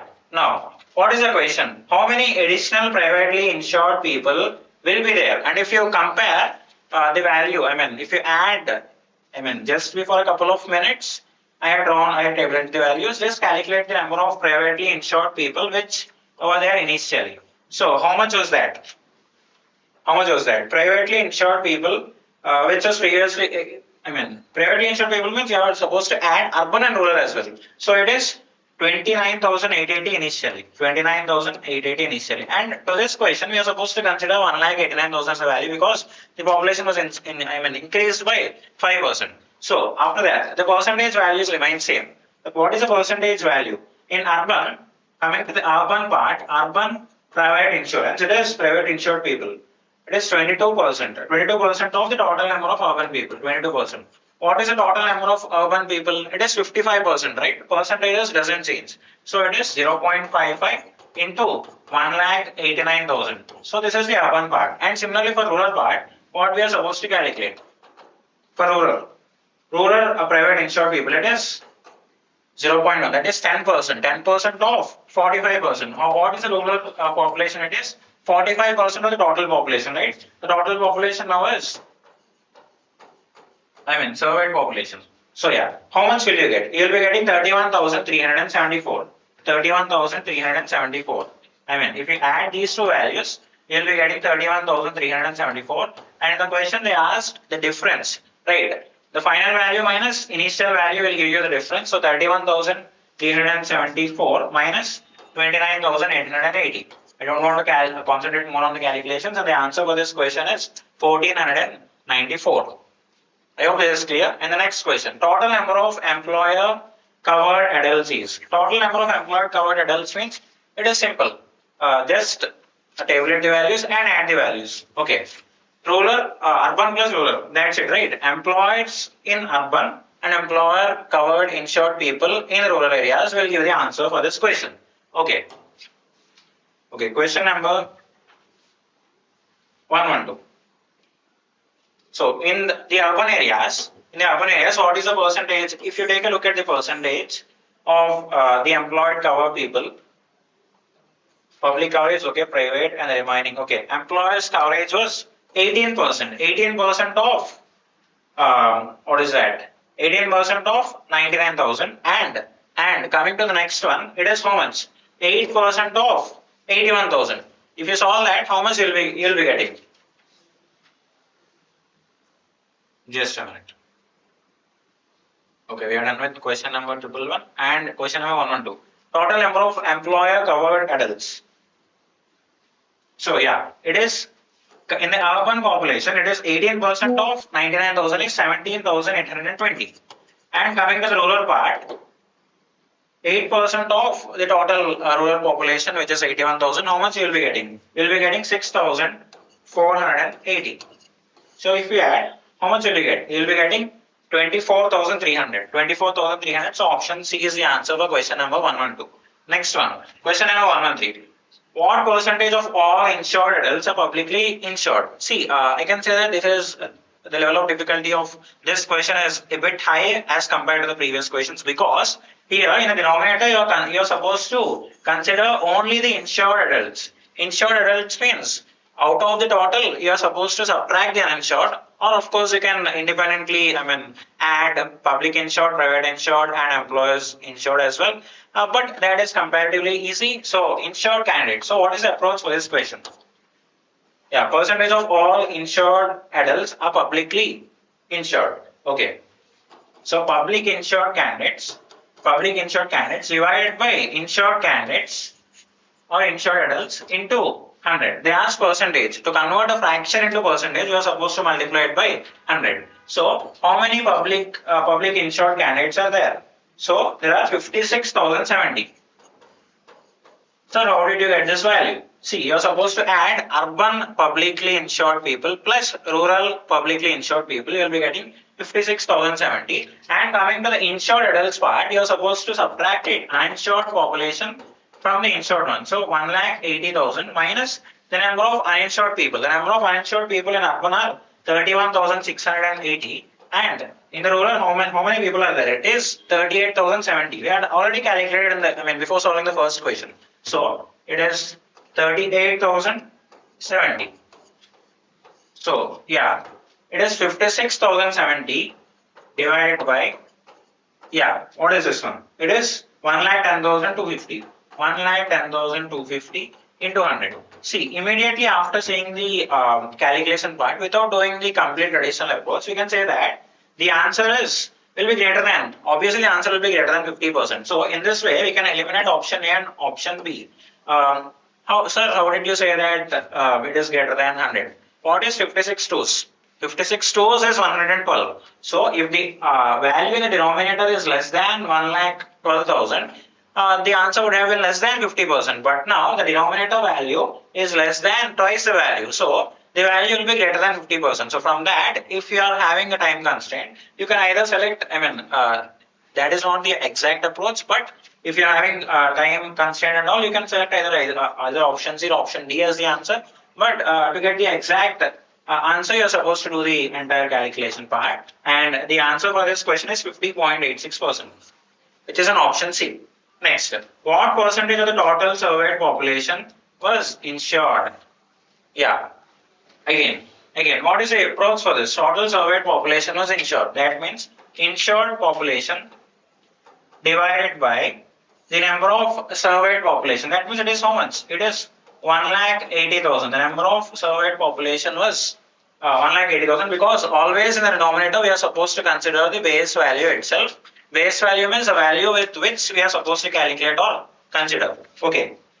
Next, here, to get the number of insured people, are we supposed to individually calculate public plus private plus employed insured? No, not necessarily. See, the insured candidates are 1,80,000 minus the number of uninsured. The number of uninsured are 31,680. We had already calculated, plus 38,070. Yeah, 38,070 divided by, what is the value?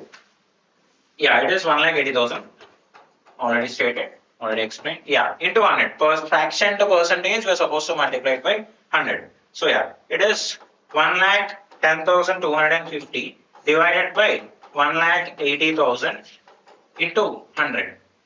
And if you simplify, you will be getting option C as the answer. And same like question number 113, we can eliminate option A and option B, because half of 1,80,000 itself is 90,000. So if the value in the numerator is close to 90,000, we can say that the answers will be, the final answer will be close to 50%. But here, the final numerator value is 1,10,000. So 1,10,000 out of 1,80,000 will be obviously very much greater than 50%. So in that way, we can eliminate option A and option B as well. If I don't want to take much time, I am going to the passage number 2 directly. Okay, as compared to the previous passage, this passage is actually easy, because it doesn't include as much calculation as we have seen in the previous passage. Okay, here the electricity report was given and 4 quarters are given. Quarter means 3 months. Anyway, we are not concerned about the exact values of quarterly, half yearly, no. Anyway, the generation from coal, electricity generation from coal, gas, hydro, solar, and wind are given. Yes, right. So, what are the questions? If you see the questions in brief, what did they ask in the question? The total annual generation. So, simple calculation. It includes simple calculation. I am directly explaining the questions. Total annual generation in gigawatts means you are supposed to add each and everything, right? You are supposed to add each and everything. Means what? See, total energy generation. That means 5,000 plus 5,500 plus 5,500 plus 6,000. What is the value? 5,000 plus 5,000, like 11,000 plus 5,000, it is 16,000. 16,000 plus 6,000, it is 22,000. So the total annual generation in gigawatt hour is 22,000. It will take less than 15 to 20 seconds to answer this question. Anyway, overall renewable share was, see, what is the definition of renewable according to this? See, hydro plus solar plus wind is considered as renewable, right? Hydro plus solar plus wind is considered as renewable. And yeah, overall renewable share. Okay, overall renewable energy share, hydro plus solar plus wind, it is so much. Just calculate the values, because I don't want to take, invest more time in calculation part. Okay, it is 9,750. And the total part is, we have calculated in the previous question, the total amount of energy generated was 22,000. So it is 9,750 divided by 22,000 into 100. Into 100. So the answer, if you calculate that, you will be getting 44.3% as the answer. And next, question number 117. Quarter with highest renewable energy percentage share is. See, how to calculate a renewable energy percentage. Renewable energy percentage is equal to renewable energy divided by total. Total means with respect to the previous all the others values into 100. So that will give you the percentage. And in the data they gave 4 quarters. So quarter 1, quarter 2, quarter 3 and quarter 4. If you observe quarter 1, the total energy generated was 5000, and out of that 5000, coal and gas constitutes 3000. That means the remaining part is renewable energy itself. Remaining renewable energy means it is 2000. 2000 divided by total generated energy in quarter 1 was 5000. So it is 5000 into 100. So 2 by 5 itself is 40%. So similarly, if we calculate the values for the other quarters, you will be getting 43.6% for quarter 2. Next, 45.4% for quarter 3 and 47.5% for quarter 4. Okay. So, yeah. So it is highest. Highest is in which quarter? Highest is in quarter 4. Yeah. You can check the values. Highest is in quarter 4. So 47.5%. So quarter 4 is the answer. Option D is the answer. Next, a carbon policy reduces quarter 4 coal by 10% and shifts the entire reduction equally to solar and wind. Okay. The new quarter 4 solar energy was okay. Yeah. What was the energy emission through coal in quarter 4? It is how much? It is 2300. Out of 2300, it is reduced by 10%. 10% of 2300 is what? 10% of 2300 means just place a point from the right. So 230 is reduced. 230 is reduced. And this 230 is equally split between solar and wind. That means 115 plus 115 in that specific quarter. So what is the solar energy generated? Okay, solar. It is how much? Initial solar value plus 115. Initial solar value is how much? It is 900 initially. It is directly given in the data in the passage. Okay. So 900 plus half of this value is added. That means 115. So 115. So it is 1015. So 1015. That means it is option C. Next, the annual gas is to hydro generation ratio is okay. The ratio of gas and hydro energy generation. That is the question. Okay. Gas. If you add everything, you will be getting 3250. Hydro energy generation, it is 3800. 3800. Simplification, this is easy because it is straight away simplifying with a 5 table. 5 6 next 5 5s, next 5 7s 35. Next, yeah, it is 3 actually. So 5 6 so it is 65 is to 76. And coming to the last question, the quarter with lowest renewable percentage shares. Lowest, the highest was in quarter 4. The lowest was in quarter 1, which is 40%. So the answer for this question is option A. See, in the Abhyaas mocks, we majorly focused on percentages, averages, and ratios only. We never diverted to the other topics like speed, distance, time, diamond, because those are topics which are not asked in the Clat examination for the last 5-6 years. So our major focus during the peak period of the preparation was percentages, ratios, and then averages. So as expected, each and every question is from the topic of percentages and ratios, not even averages as well. So I hope Abhyaas students attempted this well. And for the other viewers, I hope this is clear. And if you're having any other doubt regarding the calculation part or regarding the interpretation part, you can comment that in the comment section, comment box. I'll answer it straight away. Thank you so much for watching. And the next analysis part would be verbal. Harshita ma'am will be live shortly.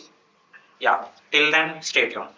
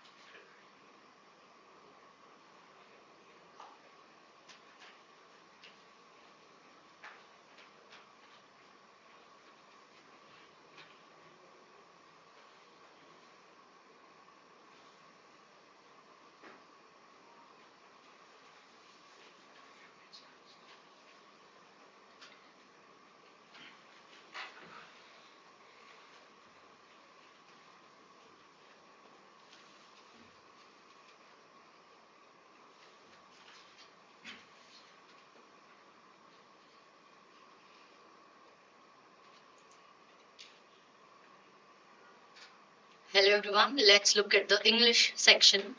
So the first passage was about the non-cooperation movement, and we had 5 passages this time instead of 4. In the previous years it was 4. So the first question from the passage, it is evident that, so basically they're asking you the main idea, what is the crux of the passage. So directly it is C. There is no clash, at least in this question. The term poor dumb millions refers to the passage was, at least the paper was heavily dominated by contextual vocabulary type of questions, mainly inference type, contextual vocab, and this is also one of the contextual vocabulary type questions. So here it is the vast number of people. It is D because here it is in D at least impoverished and uneducated, but in A only impoverished is getting covered. So for that reason it is D. And the third question, which of the following statements is true? Directly you go back to the passage, you look into the passage, you infer from the passage many times. It is C. The main idea of the passage is true. The main idea was to make the Indians realize their potential to fight against the mighty British. Before independence, we had non-cooperation movement, right? So the passage was mainly about that.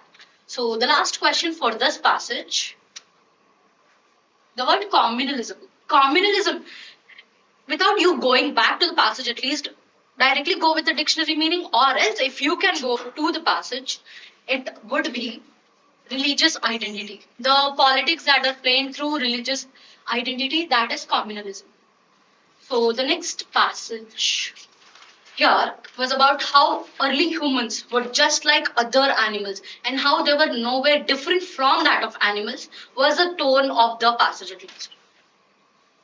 The question 6, which of the following can be inferred as the most significant characteristic of prehistoric humans as per the passage? The main idea, their inability. Their inability to distinguish themselves from other species in terms of environmental impact. Other humans, they were reproducing, other animals, they were undergoing reproduction. Humans also were going. So in terms of environmental impact, nothing else is the difference, so that is the answer. In the context of the passage, the term incognizant most likely means it is unaware of the future potential. Again, contextual vocab question. The 8th question, which of the following best explains why humans did not initially stand out among other organisms? This was given because their behavior were not unique compared to other animals. The inability, they were not unique. They had the same abilities as that of the other animals. This was what the entire passage was about. So the answer here is B. 9th question. According to the passage, what determines whether two animals belong to the same species? Explicit question. So it is their ability to produce fertile offspring, directly given in the passage. So it is A. The passage explains the concept of species classification by. So here it explains it by focusing on the DNA pool they share. So sorry, it is B. Focusing mainly on the DNA pool which they share. So it is B. The next passage. The third passage was mainly about previously many countries, they became democracies. But now freedom, how is it declining around the entire world? So that was the crux of the passage. So let's look at the first question for the third passage. Which of the following aspects is most critical in understanding Freedom House's evaluation process? That is given here in the first 2 lines at least. The quantitative measures of civil and political rights for countries. So the answer here is A. What does the phrase vote with their feet imply in the context of the passage? So here in the passage, it is given here. This allowed people to vote with their feet. If you go only by the idiomatic expressions meaning, it's like basically not facing the problem. It's running away against a part other than the problem. So here it is given. Which facilitated the rapid spread of ideas and knowledge. Here there was cheap travel and communication that allowed people to vote with their feet if they did not like their government. So here, cheap travel and communication. This is your first hint. Next you have feet. Feet is something which is linked to movement always. Feet, You are moving basically from your country to other country where there is proper governance. So from these hints, we can infer the answer for question 12 to be C. The term, the 13th question. The term third wave of democratization as used in the passage refers to what? They gave you. They gave third wave of democratization and they even gave you the meaning also, right? So it is the spread of democracy and market-oriented economics. That was what is given in the passage. Which of the 14th question, which of the following was not mentioned here? They gave you not mentioned as a factor. So the three factors are given, which of the following is not given? To social mobilization and the shift to democracy. Increased access to education, expanding information technology, these both are given. And as for option C, heightened global military presence. No. This is not given, so this C would be your answer. And as for question 15, according to the passage, when was the first time the freedom had declined around the world?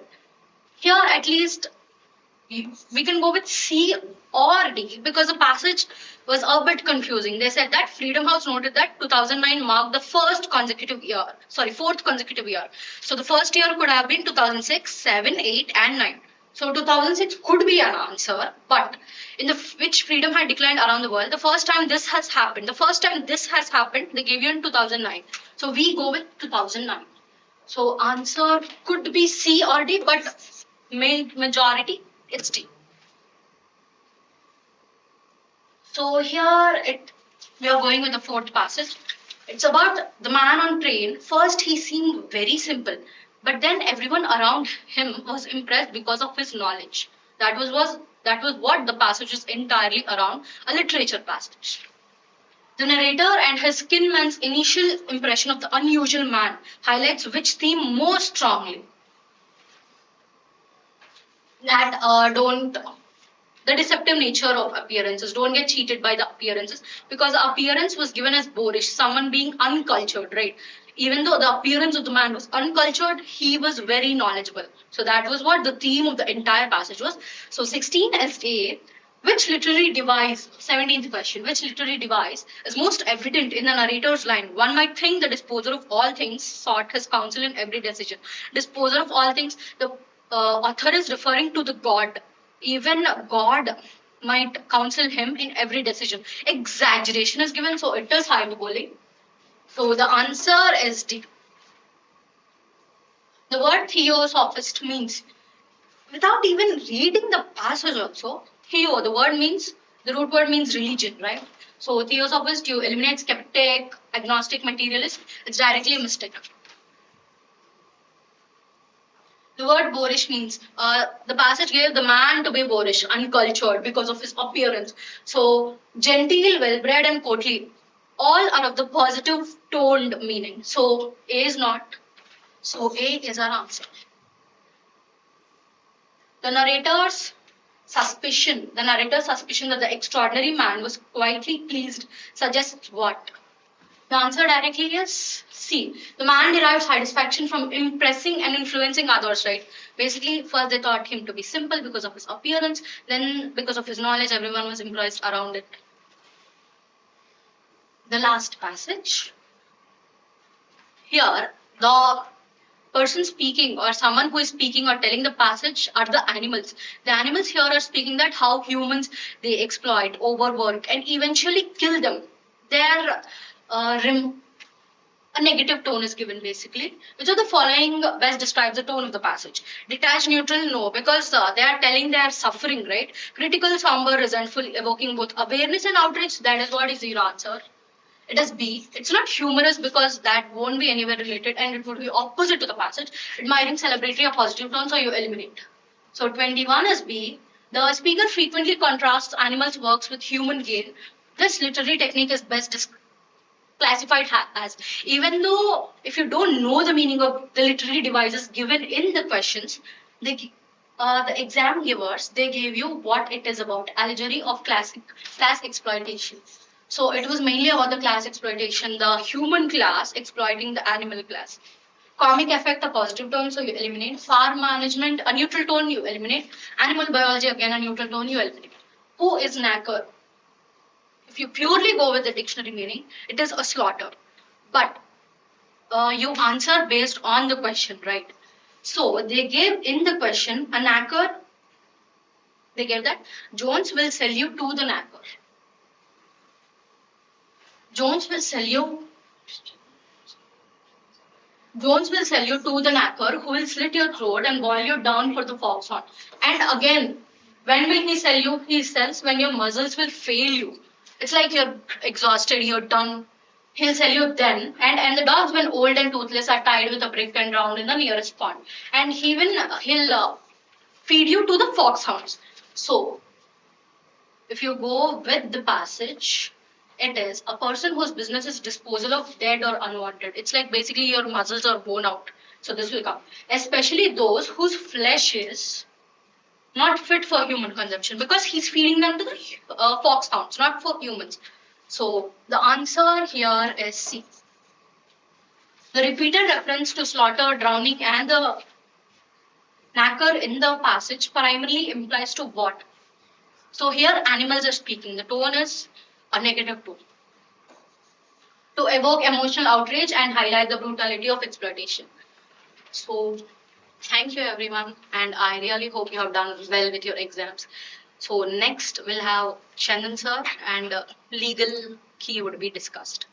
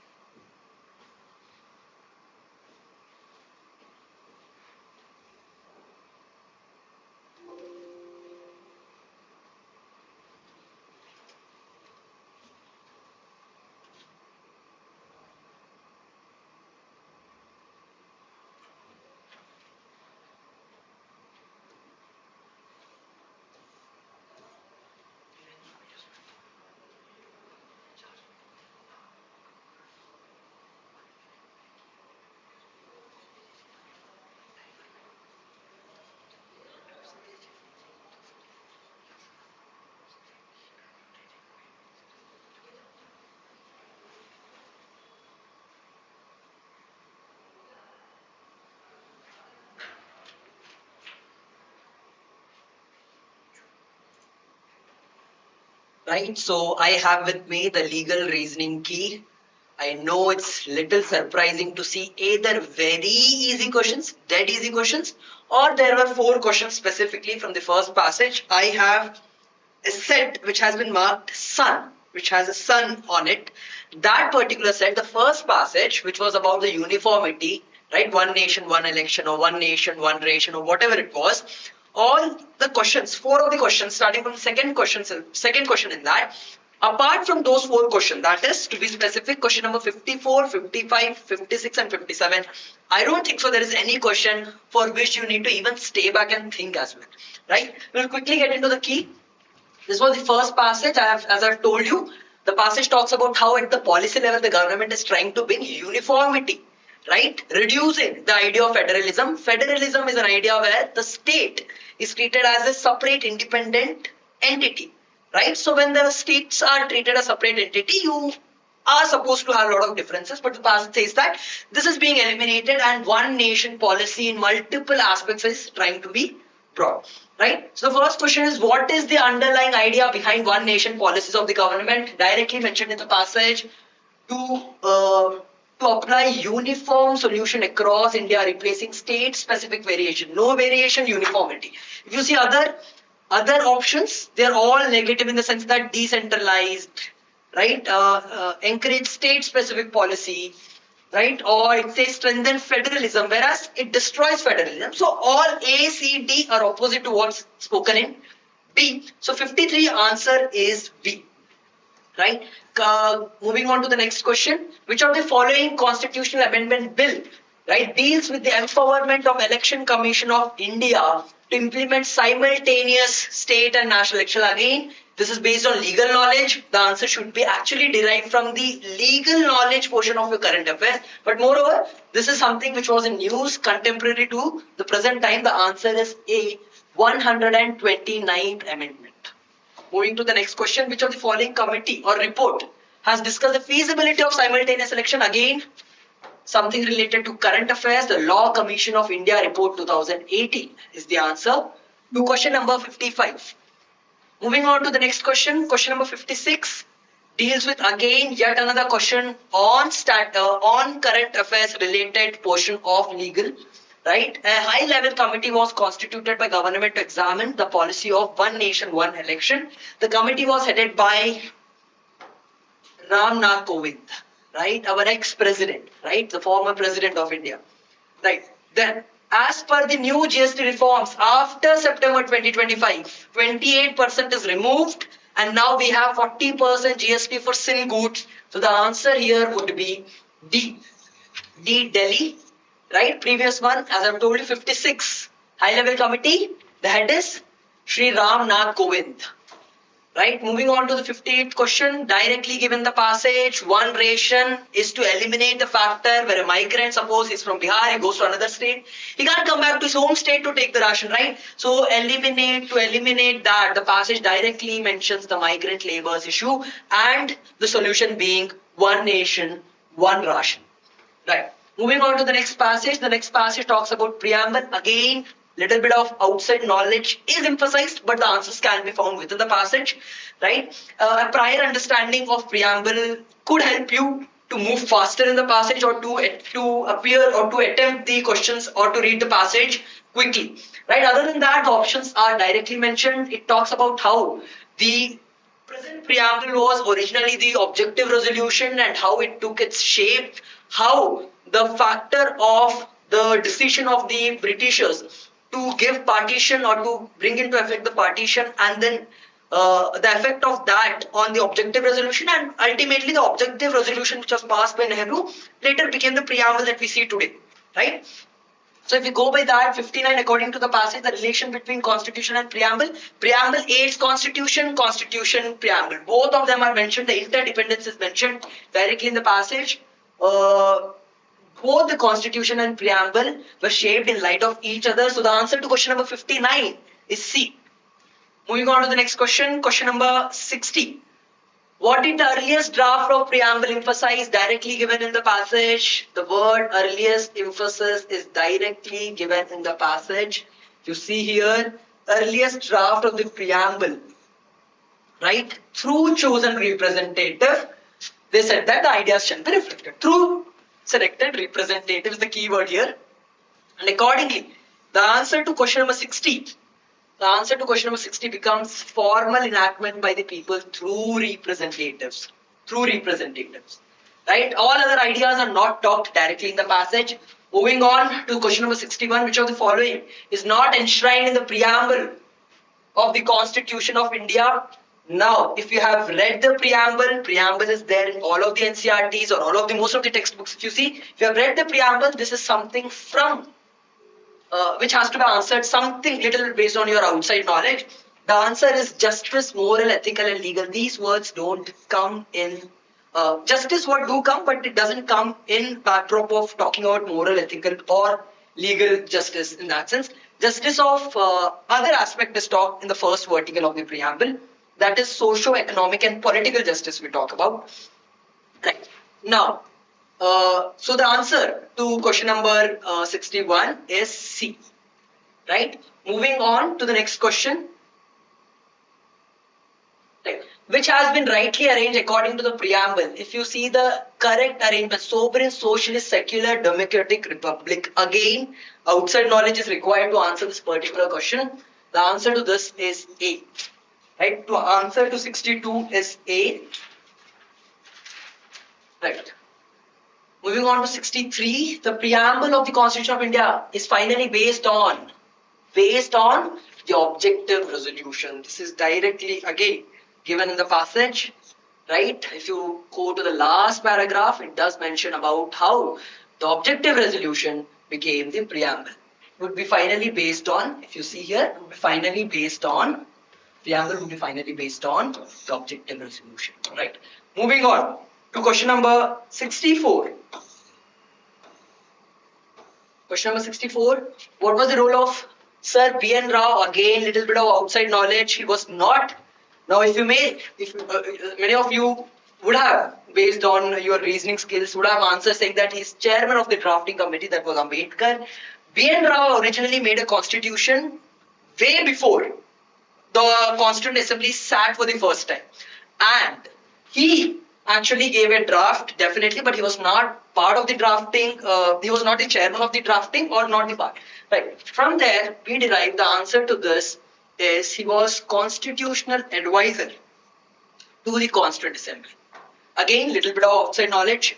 Now, moving on to the next passage, it talks about good governance, how there are a lot of things that the Constitution doesn't speak, but the courts have to sometimes step up and protect that, right? They're talking about constitutional values, they're talking about morals. More specifically, they're talking about ethos. Right? If I'm not wrong, they're talking about ethos here. And they're saying that it's not directly written, but it's implied that everyone has to follow it. And if two functionaries are being talked, Chief Minister and the Prime Minister, who chooses the Council of Ministers, if they are not following the ethos indirectly reflected in the Constitution, then there would be a chaos in the country. That's what the passage talks about. Right? Let's quickly move to the questions. The questions here.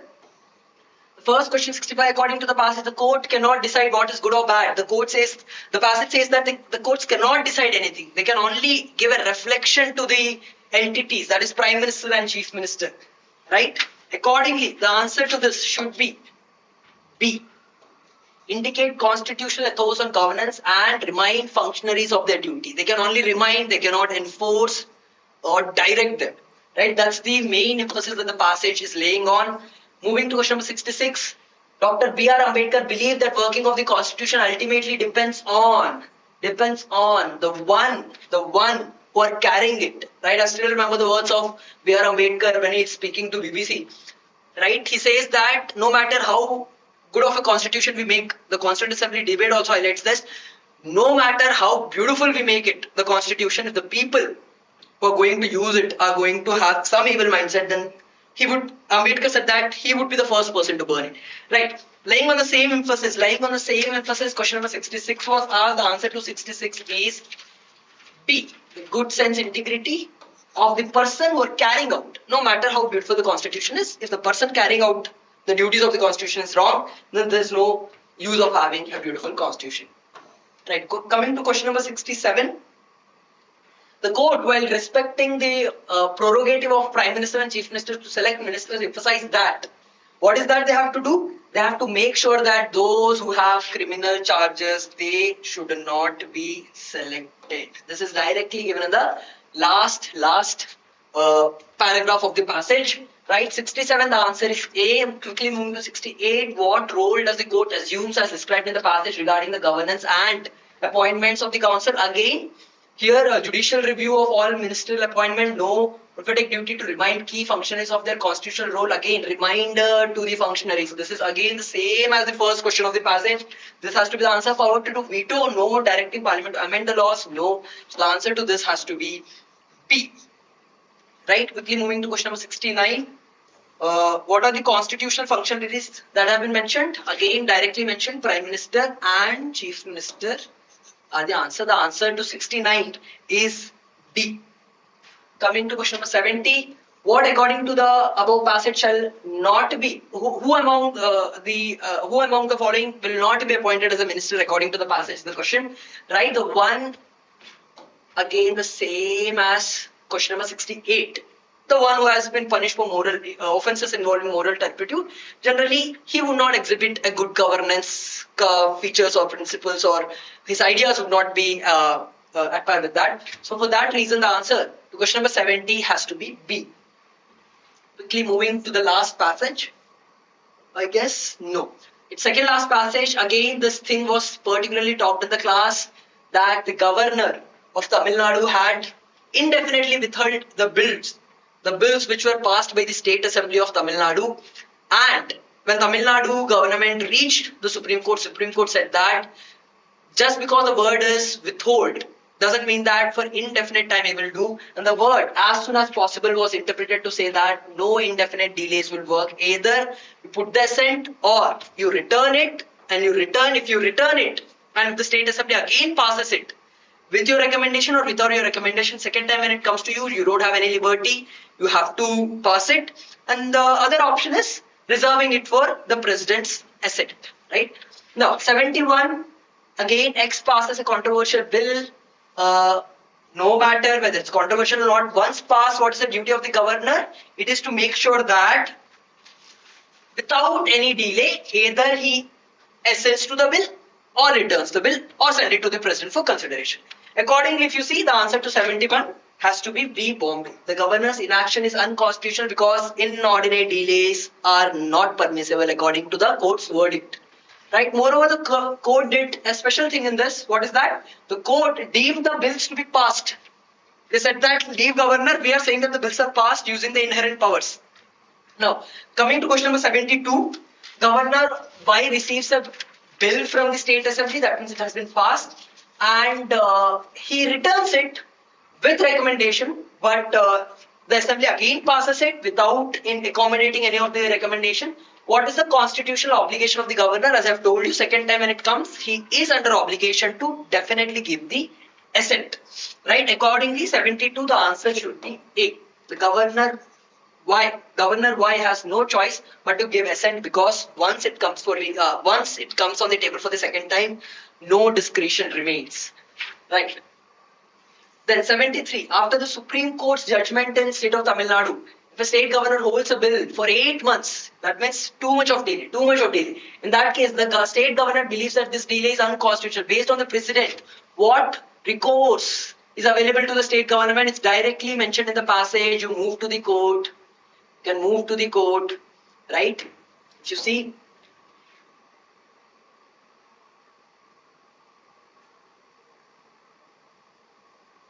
to approach the court, allowing the state governments to approach the court in cases of delay. So directly mentioned in the passage again, right? Quickly, we'll mark the answer for 73. It has to be D. 73, the key is D. Then going to the next one, in the situation mirroring what has happened in the Tamil Nadu case, what would it says that multiple bills were passed, and then the question part is, if the Supreme Court decides to follow the precedent established in the state of Tamil Nadu versus Governor of Tamil Nadu regarding the pending bills, what would be the likely outcomes if the governor is delaying and the government has reached to the court? The court will deem that particular bill to have been passed. Accordingly, the answer is C. Deem assent automatically. Right? This is also something that I have described. Now, coming to question number 75, a newly appointed governor publicly declared that he intended to use his discretion to permanently halt any legislation. He's saying that I will use my discretion, I will stop, I will not do anything. Such thing will be unconstitutional. such declarations is not in line with what constitution says or what the court said interpreting the constitution, right? Coming to question number 76, what are the three primary course of actions? If you see, either give assent, withhold the assent, or send it to the president, right? But here the word option is little disturbing, but again we are talking about the plain provision. The plain provision doesn't talk about that the governor has to do it within time and he doesn't have the option of either sending it or withholding it. In any case, we don't have any other good option. D could have been in terms of return for reconsideration. Second, it becomes nice. The problem with option D is third portion says union government. There is no reference to union government. The word used is president. Accordingly, the answer to this should be C. 76, the answer is C. Now, same-sex marriage has no legal recognition. We have done this in class. Right to choose a partner is a fundamental right, but right to marriage is a prerogative of the parliament or the assembly, and on this the legislature can do it. With regards to that, this particular passage was there. Very easy questions, directly can be answered if you have listened to this particular wording that we have discussed in the class. I don't think so you need to even read the passage, right? We'll quickly mark the answer so that we can move to the next tough sessions that are logical, right? The answer to 77, two individuals, what is that they have in terms of rights? They don't have a right to marriage, right? What did the Supreme Court say? You go to the parliament and ask parliament why. So accordingly, the answer to 77 should be B, right? Coming to question 78, during a legal proceeding in India, an advocate argues that the Supreme Court should directly legislate on same-sex marriage. And the last one is, how would the Supreme Court's judgment likely to counter this argument? If he's saying that because I have right to choose partner, that means I have right to marriage also. What would the court say? No, they're not the same thing. Once the parliament has recognized your right to marry, only then you can exercise right to choose a partner. So it's vice versa. The same has been reflected in option B. The court that there is no fundamental right to marry under the constitution, and such a policy can be only made by the parliament or state assembly should have come here. But anyhow, out of the given options, good option is that.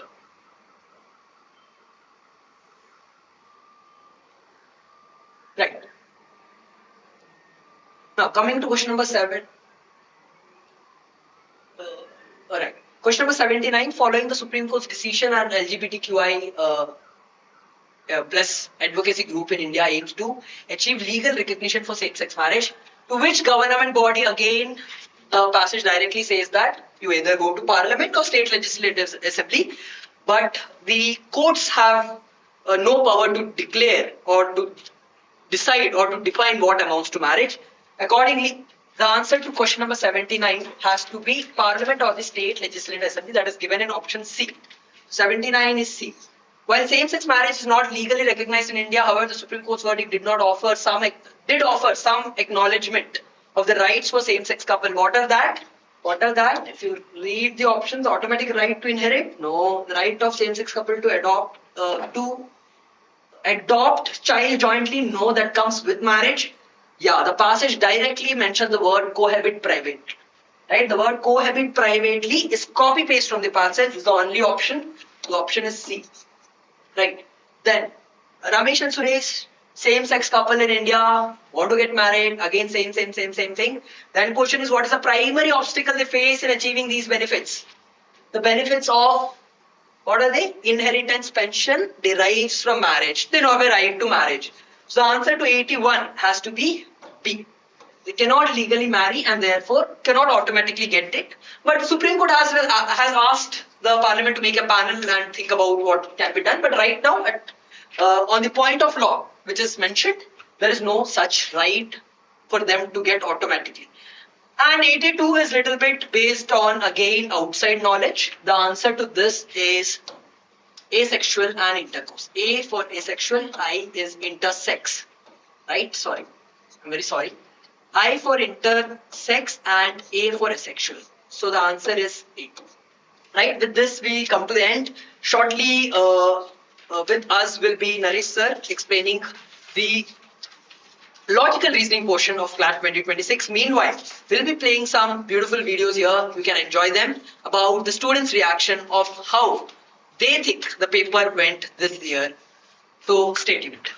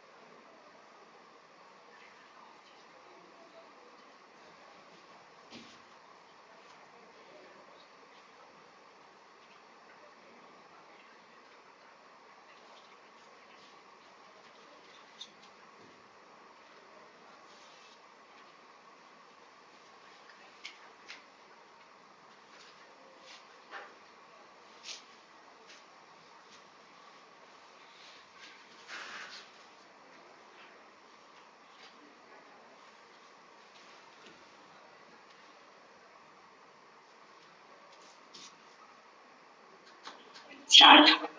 Hello everyone, this is Bandhavi reporting from Nalsar University. Now here I am catching some students' responses after the exam. So we'll check in with some other candidates. Hi, hello.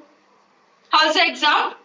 Yeah, it's okay. How's the exam? It was good actually. Any surprising factors are there in the exam? Not really. I really prepared myself so badly. I literally just, somewhat like I was quite tense, get stressed out. But I was pretty happy, with the questions and everything that I answered. So what is your name? From which coaching center you are? It's like an online class, like physics wala. I took coaching from physics wala, online classes. Okay, how was the current affairs? So many students, morning I have interviewed so many students. How's the current affairs? It was good actually. Everything will be the good. Like what I expected it came. Even prepared ahead.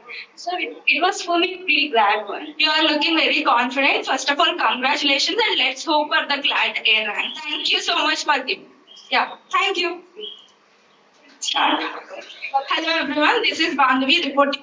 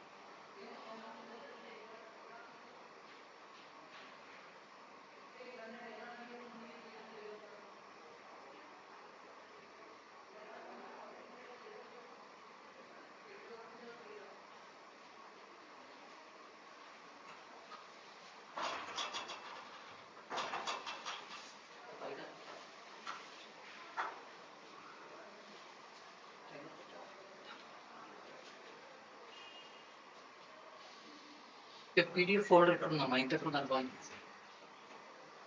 Where is that PDF? Refresh, just.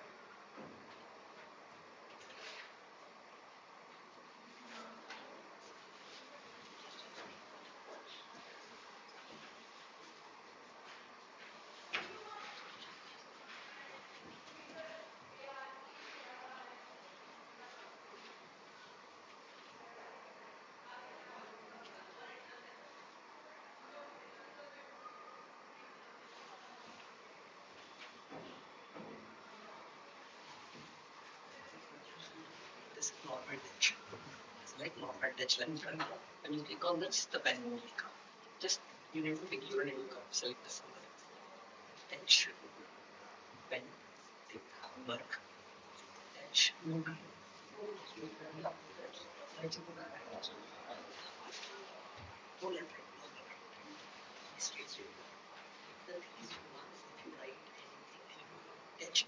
first.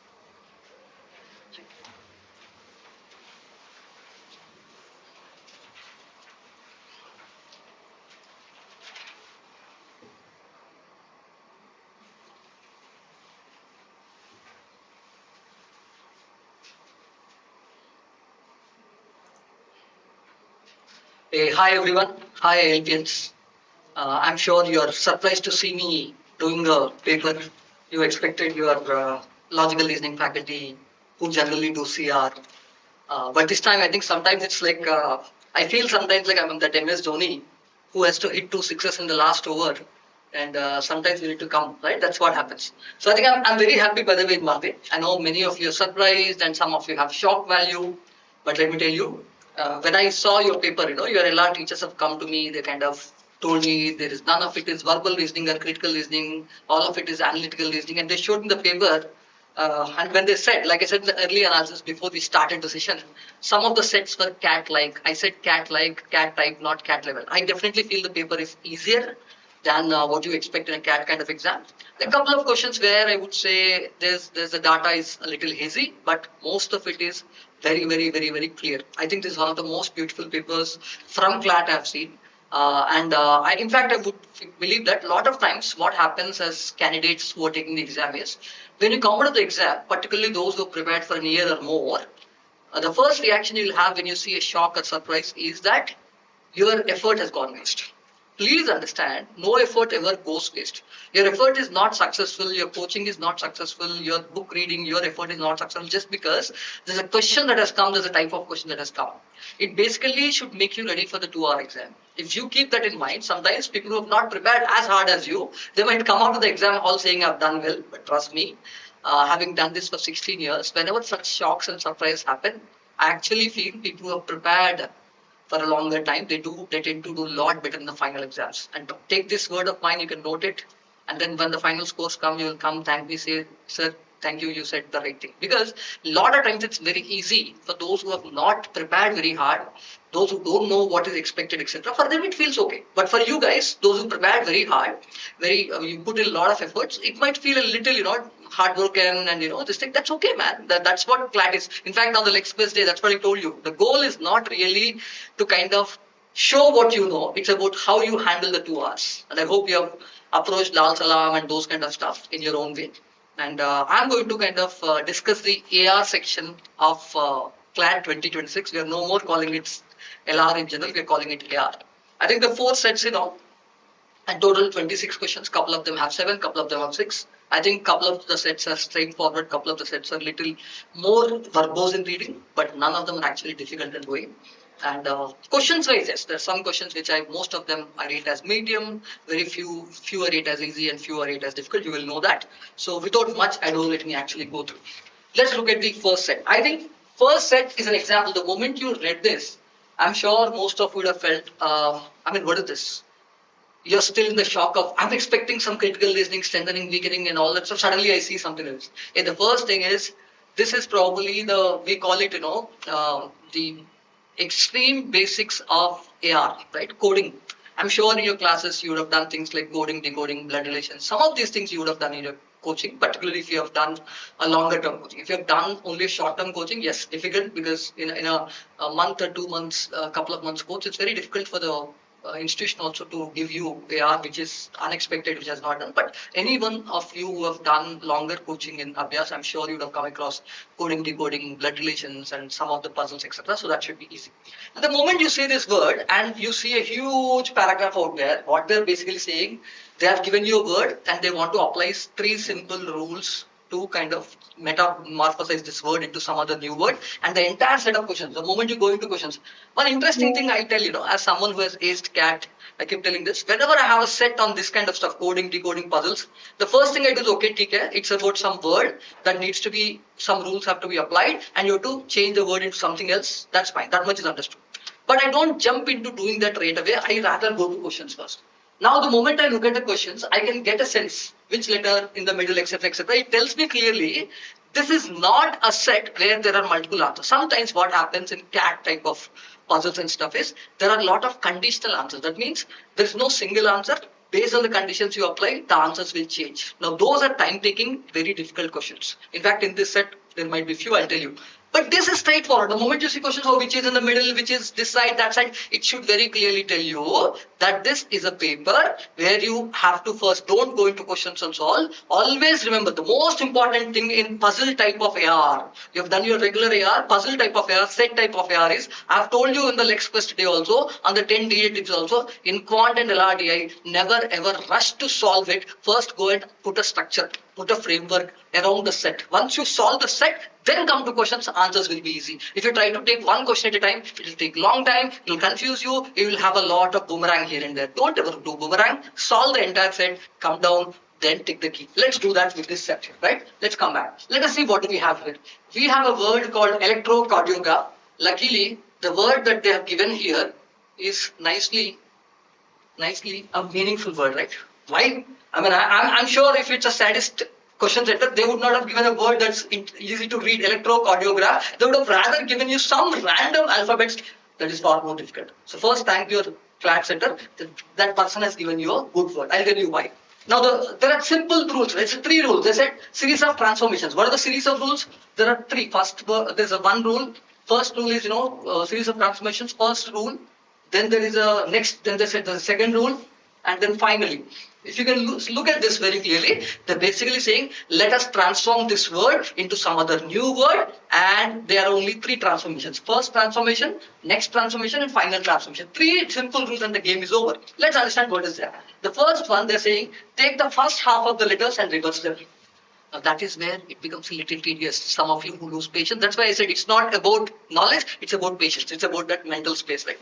How would you do that? How do I count? This is where I said you're lucky you got a word, Had it been a word you don't know, you would have to count 1, 2, 3. But think of it. The moment I saw this, I'm not your regular teacher, the moment I saw this, what I said, hey, electrocardiograph itself is part of 3 words, right? I can look at electro, cardio and graph, isn't it, guys? The moment I see that, instead of counting, it becomes easy. Counting, electro has 7 letters, right? Cardio has 6 letters, graph has 5 letters. Now this is a way to save time. If you have to count 1, 2, 3, 4, 5, 6, you'll do your own way, but it'll take a lot of time. If you do my way, it will save you a lot of time. So the moment I see this 7 letters, 6 letters, 5 letters, overall 7 plus 6 plus 5. In fact, the moment I see that, I say average 6 and 18 and stuff. So at 18 letters, automatically first half means first 9 letters. First 9 letters means complete electro as a word and the 2 letters. That means up to A, this will become first half. The second half is basically R to H. That's what it means. Now, what does the first rule say?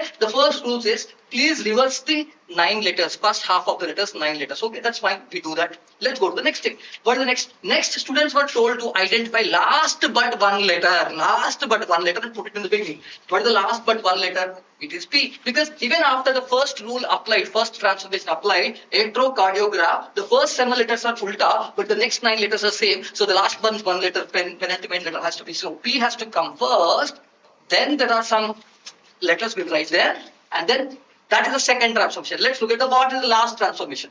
And the last transformation is, as a finishing touch, please add S at the end. Oh, how beautiful, isn't it? You start with P, that is being taken in the beginning, and last you end with S.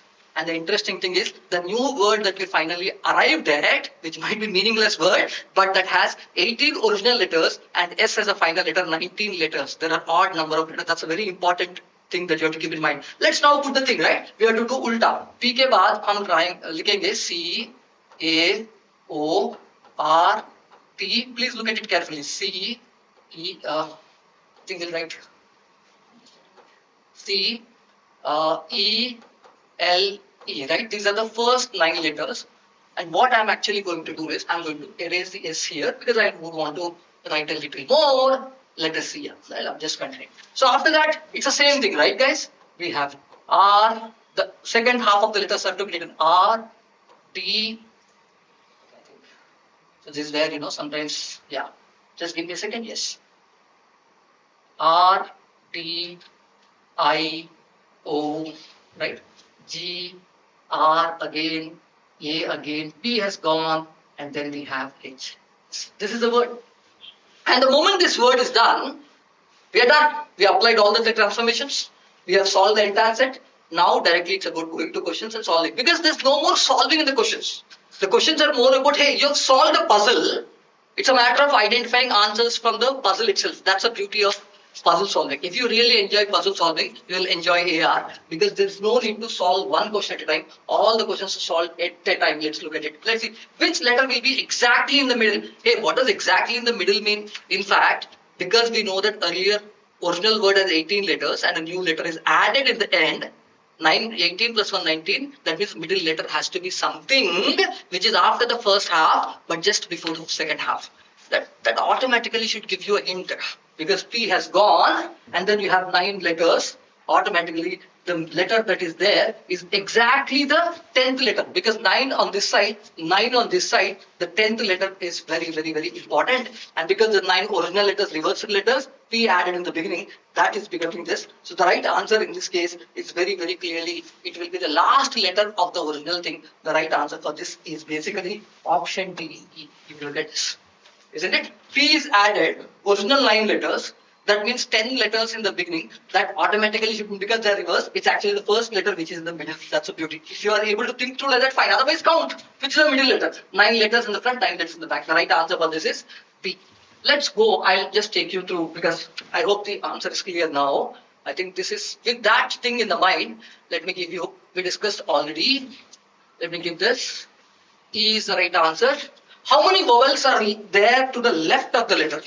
Because we know, I think for the benefit of everyone, I'm writing this so that it becomes easy for us to, because that has gone. I'm just writing PACORT CELE. Okay, this is E is the middle letter. Then we have put this other thing in the second half here. RDIOGRAP and S. And this is the middle letter that we have just put there. Automatic. How many vowels are there on the left side? On the left side means in the first half. How many vowels are there? A, O, E. There are 3 of them. So automatically, the right answer for this automatically is option D, 3. Right? Next one, third question. Which of the vowels will be adjoining? This is a Lallu question, isn't it? Adjoining means consecutive means any 2 vowels together. We can just look at A, which only option we have is I-O. I-O, the right answer for this is option B. I-O, straightforward answer. Let's go to the next one, 83. Which vowel will have a component? This is, for example, I would say little difficult. Difficult, not in difficult per se, but it will take time. You cannot directly go. Which vowel in the given word will have consonant on one side, but vowel on the right side? Left side consonant hona chahiye, right side of it. In fact, that automatically means vowel ke baad vowel matlab consecutive. Consecutive already ho gaya. The only possibility we have is I-O is the thing, right side vowel, left side consonant. The right answer for this automatically is, you can look at it very carefully, which vowel has a consonant to the left but a vowel to the right. Vowel to the right. This is very, very important. Please keep in mind, the thing is, right side vowel hona chahiye, left side consonant hona chahiye. Out of I-O, the right answer for this is option A, I. Because I is the one, on the right side you have O, on the left side you have D. That is the right answer. Let's go to the next one. 87th question that we have. Let's look at this. Let's see what do we have in 87. Name the letter sandwich between 2 vowels. That means there's one letter, that means vowels are in conjugation. Let's look at where is it possible. Between A and O, there's C, good job. And there's an E and L, there's one L.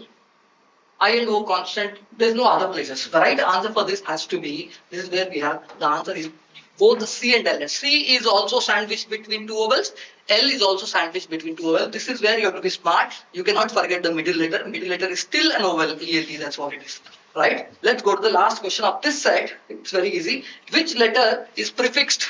This is a Lallu question. Is to the word after the first half is reversed. Please understand. Which letter is prefixed? That means basically rule number 2.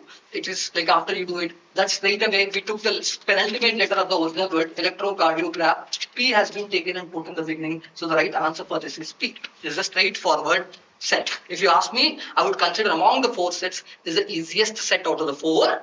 And the questions are also, some of them are medium. Only 1 or 2 questions require a little observation, but otherwise it's a very, very easy set.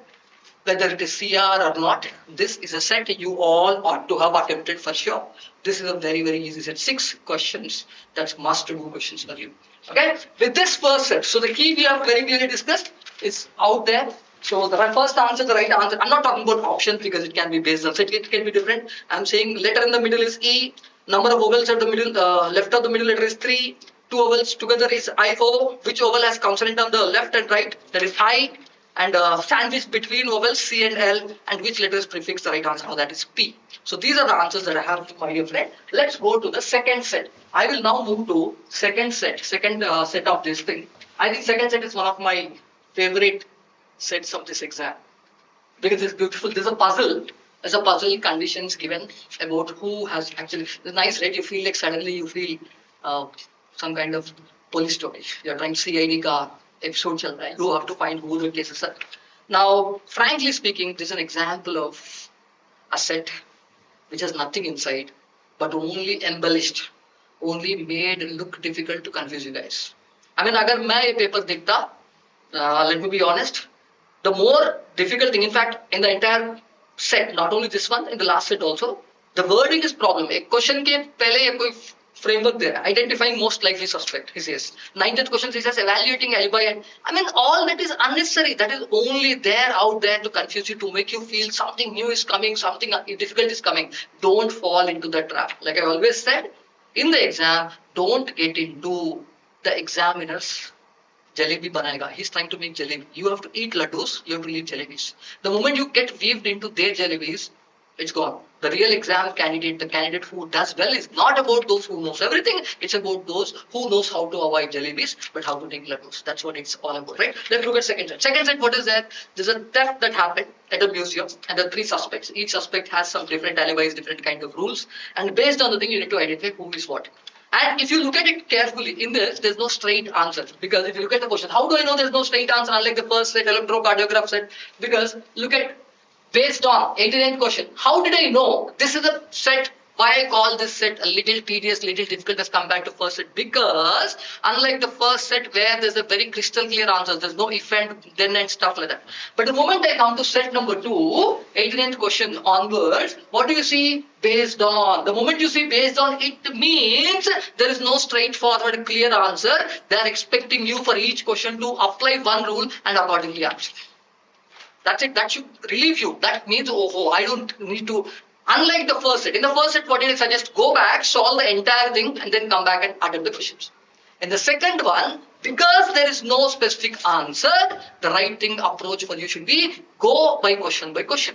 Understand the basic set, go question by question. Let's look at it. What do we have? The basic thing is, out of the 3 people, Anjali knows the code. That's why she could be culprit. That's a major thing. And Anjali doesn't specifically has an alibi. The problem is Anjali, we don't have an alibi. The second person, Bharat, A, B, and C, right? Nicely put, A, B, C names. A doesn't have an alibi. She has the code with her. That's a problem. And the code is used with the confirmation that we have. Bharat has an alibi that he's in a party and multiple people have got this thing. That is his alibi. But he also said, I can open the lock without code itself. But the thing is, it's very clearly confirmed the code is used. So Bharat has that leeway, right? Similarly, Chaitra, the last person, Chitra's thing is, she was at a particular thing in some half of the time, remaining half time we don't know.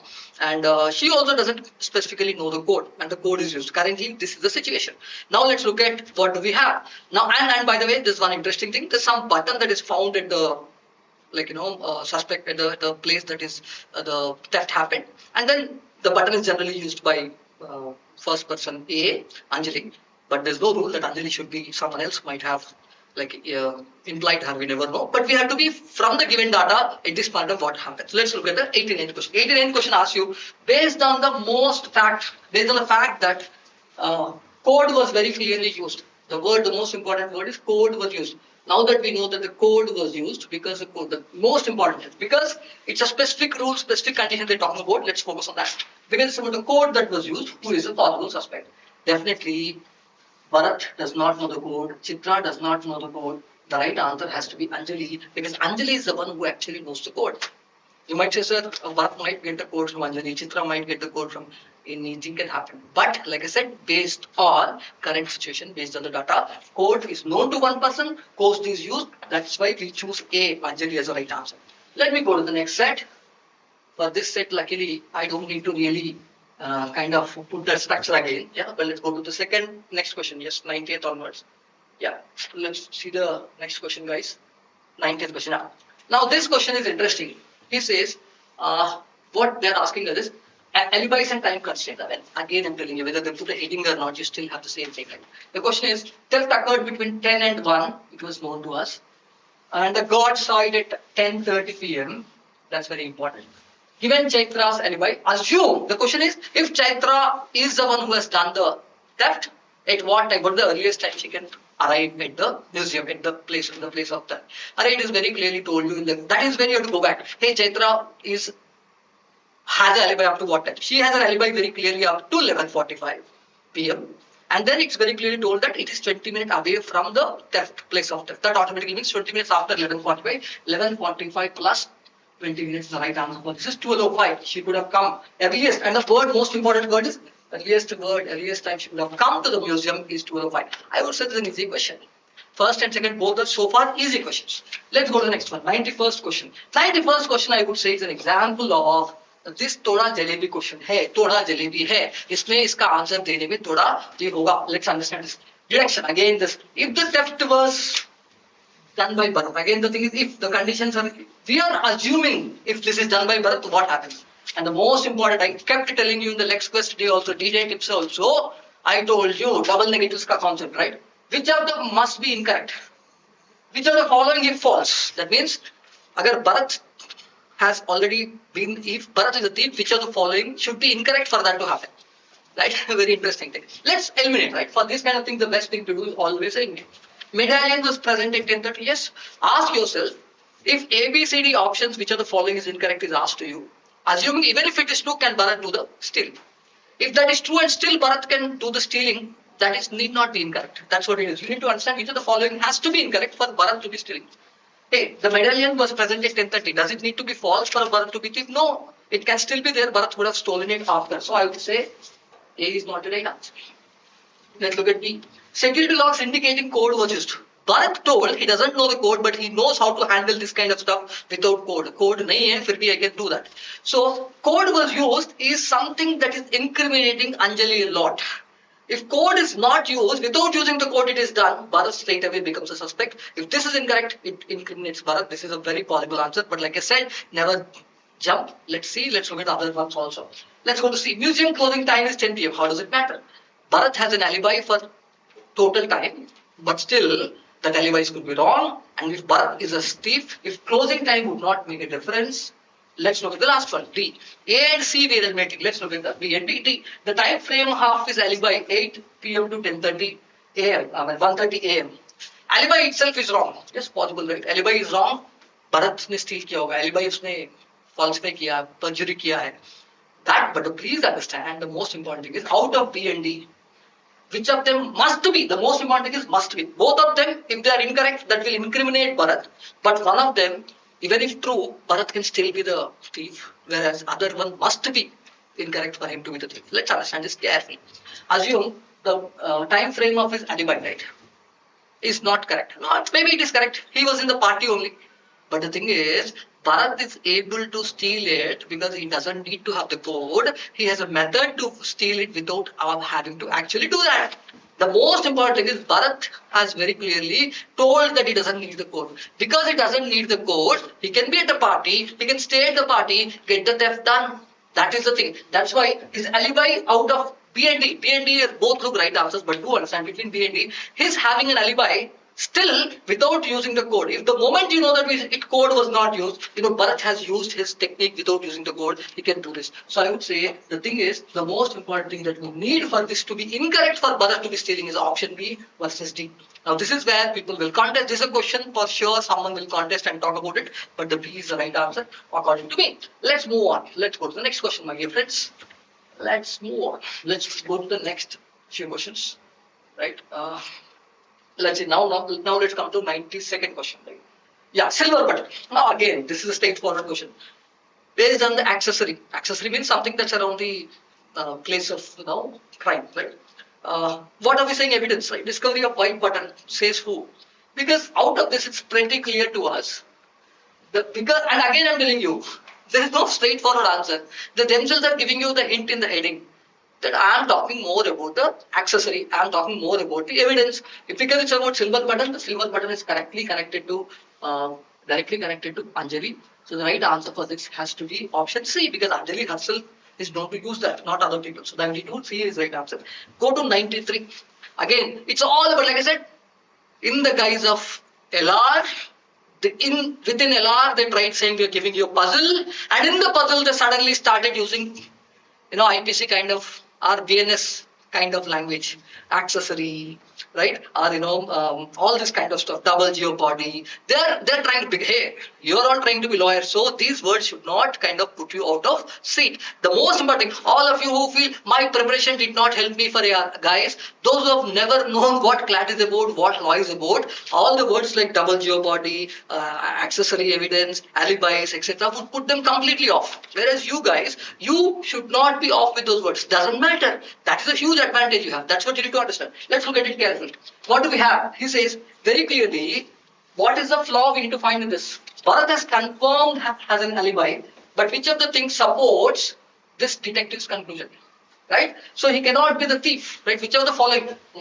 Detective says Bharat cannot be the thief because there is a strong alibi. Right? Now, which of them the thing is? Now, we need to kind of understand. We're doing question number 93 now. Please understand what.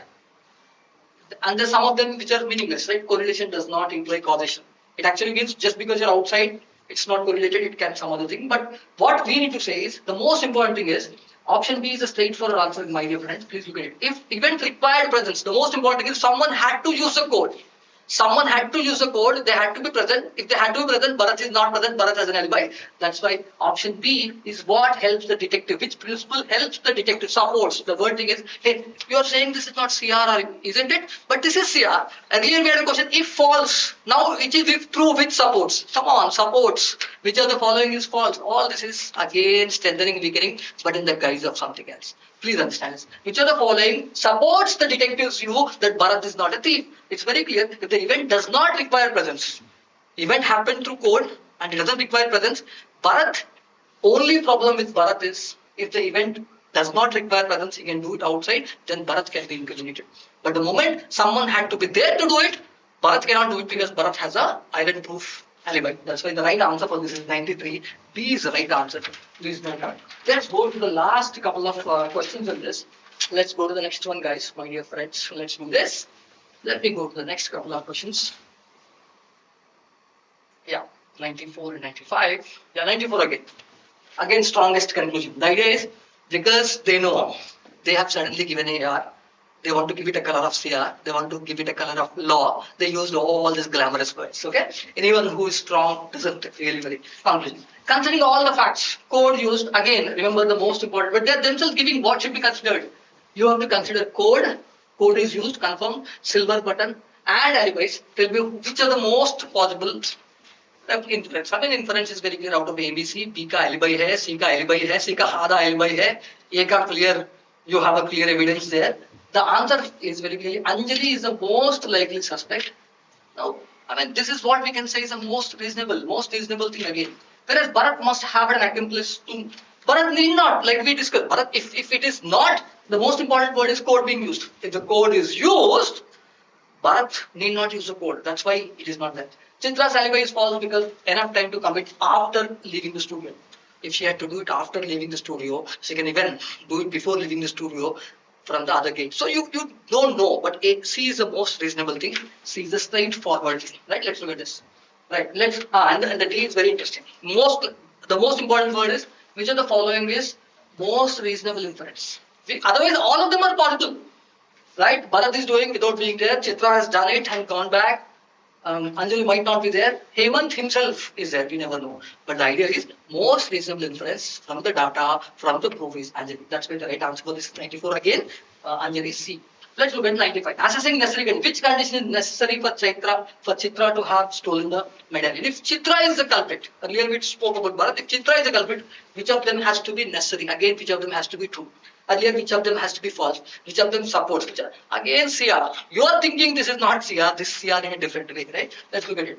What do we have? Which condition is necessary? Which condition is true to be true? Let's note. She must have known the 5-digit code. Maybe. Or she has someone who she 5-digit code. Because code is used, it's very clear. She should have known the code. Maybe very much possible.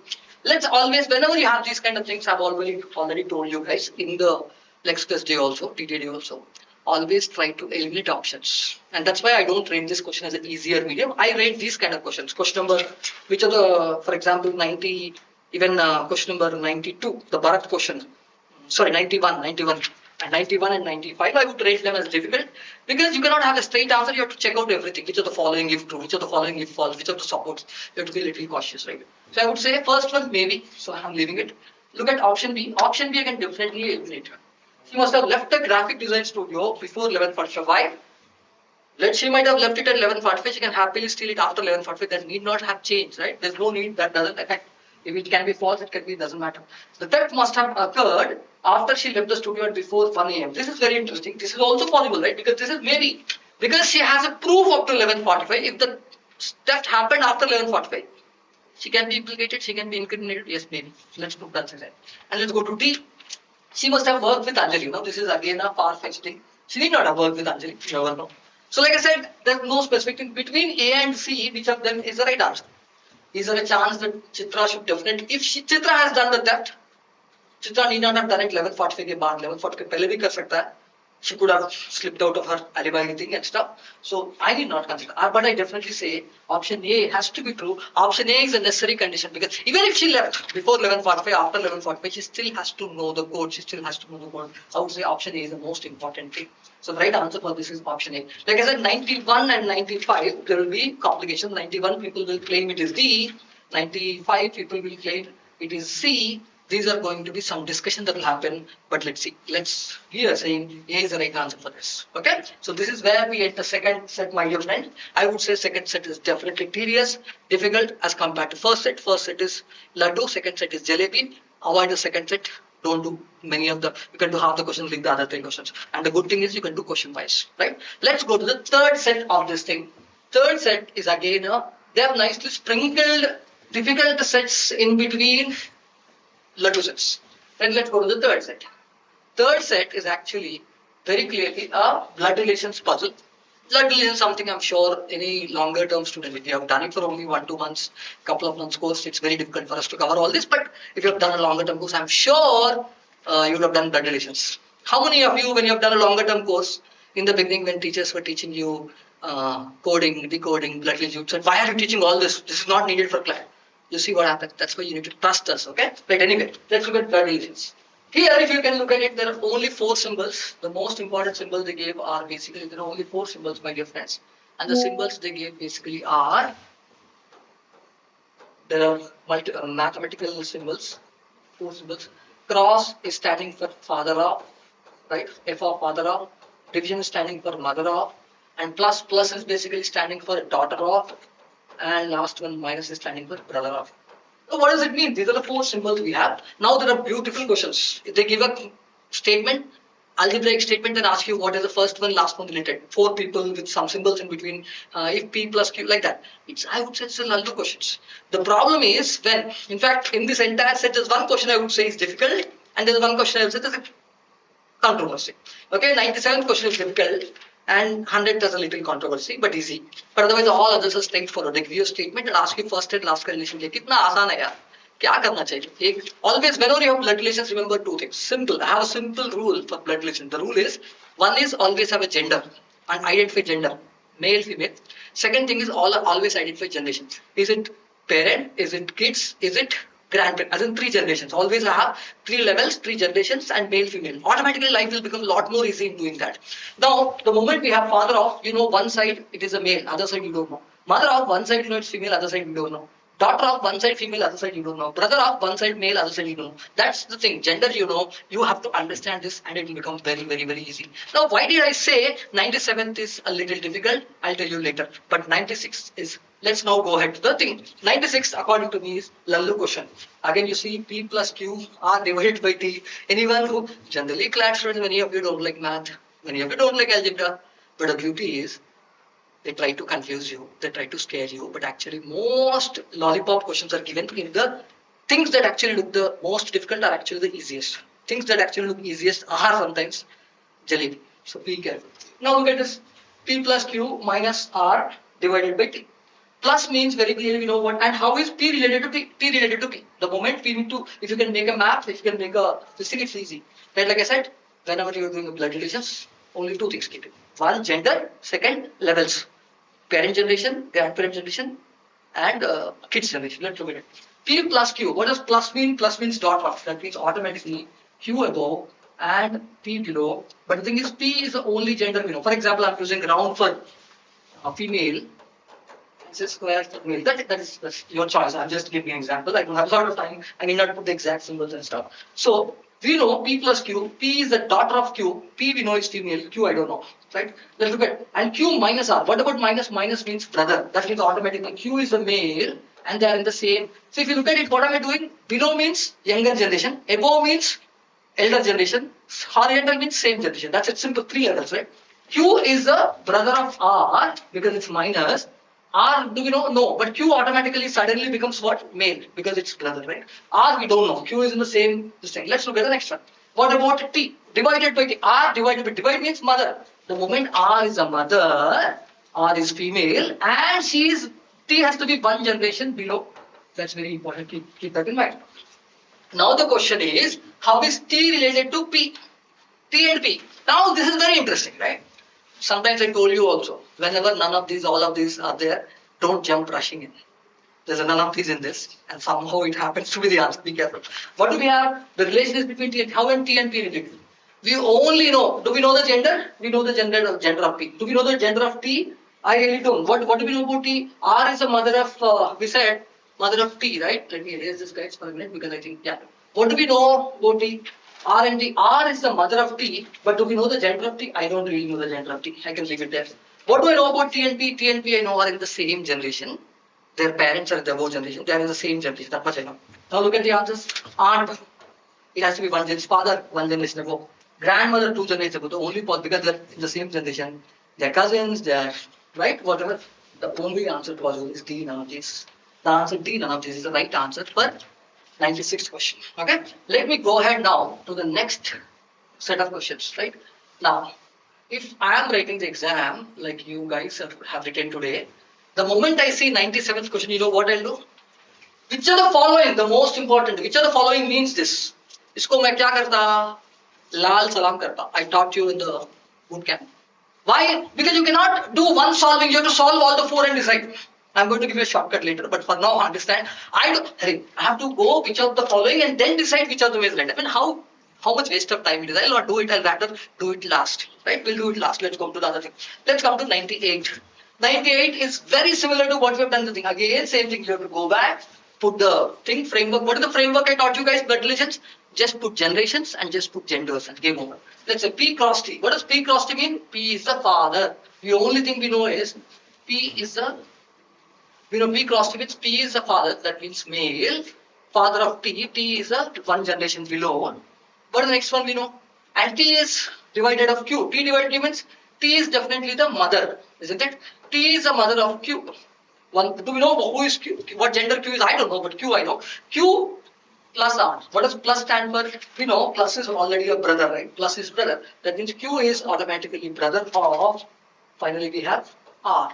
Is what we have, Q plus R. Now the question is, how is R related to P? Look at it. How is R related to P? R and P are in two generation difference. That much is clear. How is R related to P? Look at it. Which of the following is the right answer for this? Let's look at P related to, I think, let's be clear, 98th question. Let's understand this carefully. Did I make a mistake? Let me see, P, T, Q, R, right? T divided by Q, T is Q, and last mistake. Q plus R. What is Q plus R? That is, I think, is there a Q plus R? Plus stands for what? Plus stands for divided stands for mother, plus stands for daughter. I'm sorry, my mistake. This is a daughter. I'll erase, guys. Yeah, this is small. This is a mistake. That's why I'm saying this is a silly mistake you should not be doing, guys. Yeah, right. So what did you know? Q plus R means Q is the like I said, I just erase this for a minute, guys. Just give me a second. Right. I think I confused between minus and plus. Yeah, it's very clear. P cross T means P is the father of T. T divided by Q means T is the mother of Q. Q gender I don't know, but what do I know? Q plus R means Q is actually plus basically daughter. Q means daughter. Q is daughter of one generation above R. Do we know the R gender? I don't know R gender, but one thing for sure is there's a mother for Q already. This has to be automatically father. So this is in the same generation. That's an interesting thing. Now, how is R related to P? R related to P easy, guys. R and P are one generation, and the P ka daughter ka, P's daughter and her husband automatically. This automatically means R will be related to P as son-in-law. This is a very, very simple thing. They are in one generation change. Let's go to the next one. Next question that we have is 99th question. Once again, we have P divided by R. Like I said, the symbols are a little careful because my print is a little hazy, so I'm using the board print. Let's look at this carefully. Let me move. Yeah. Let us see what we have. 90th question. Yeah. We are doing 99th question. Yes. P divided by R. Divided stands for mother. So P automatically, P divided by R. P is the mother. Mother automatically we know the gender. And 1 down.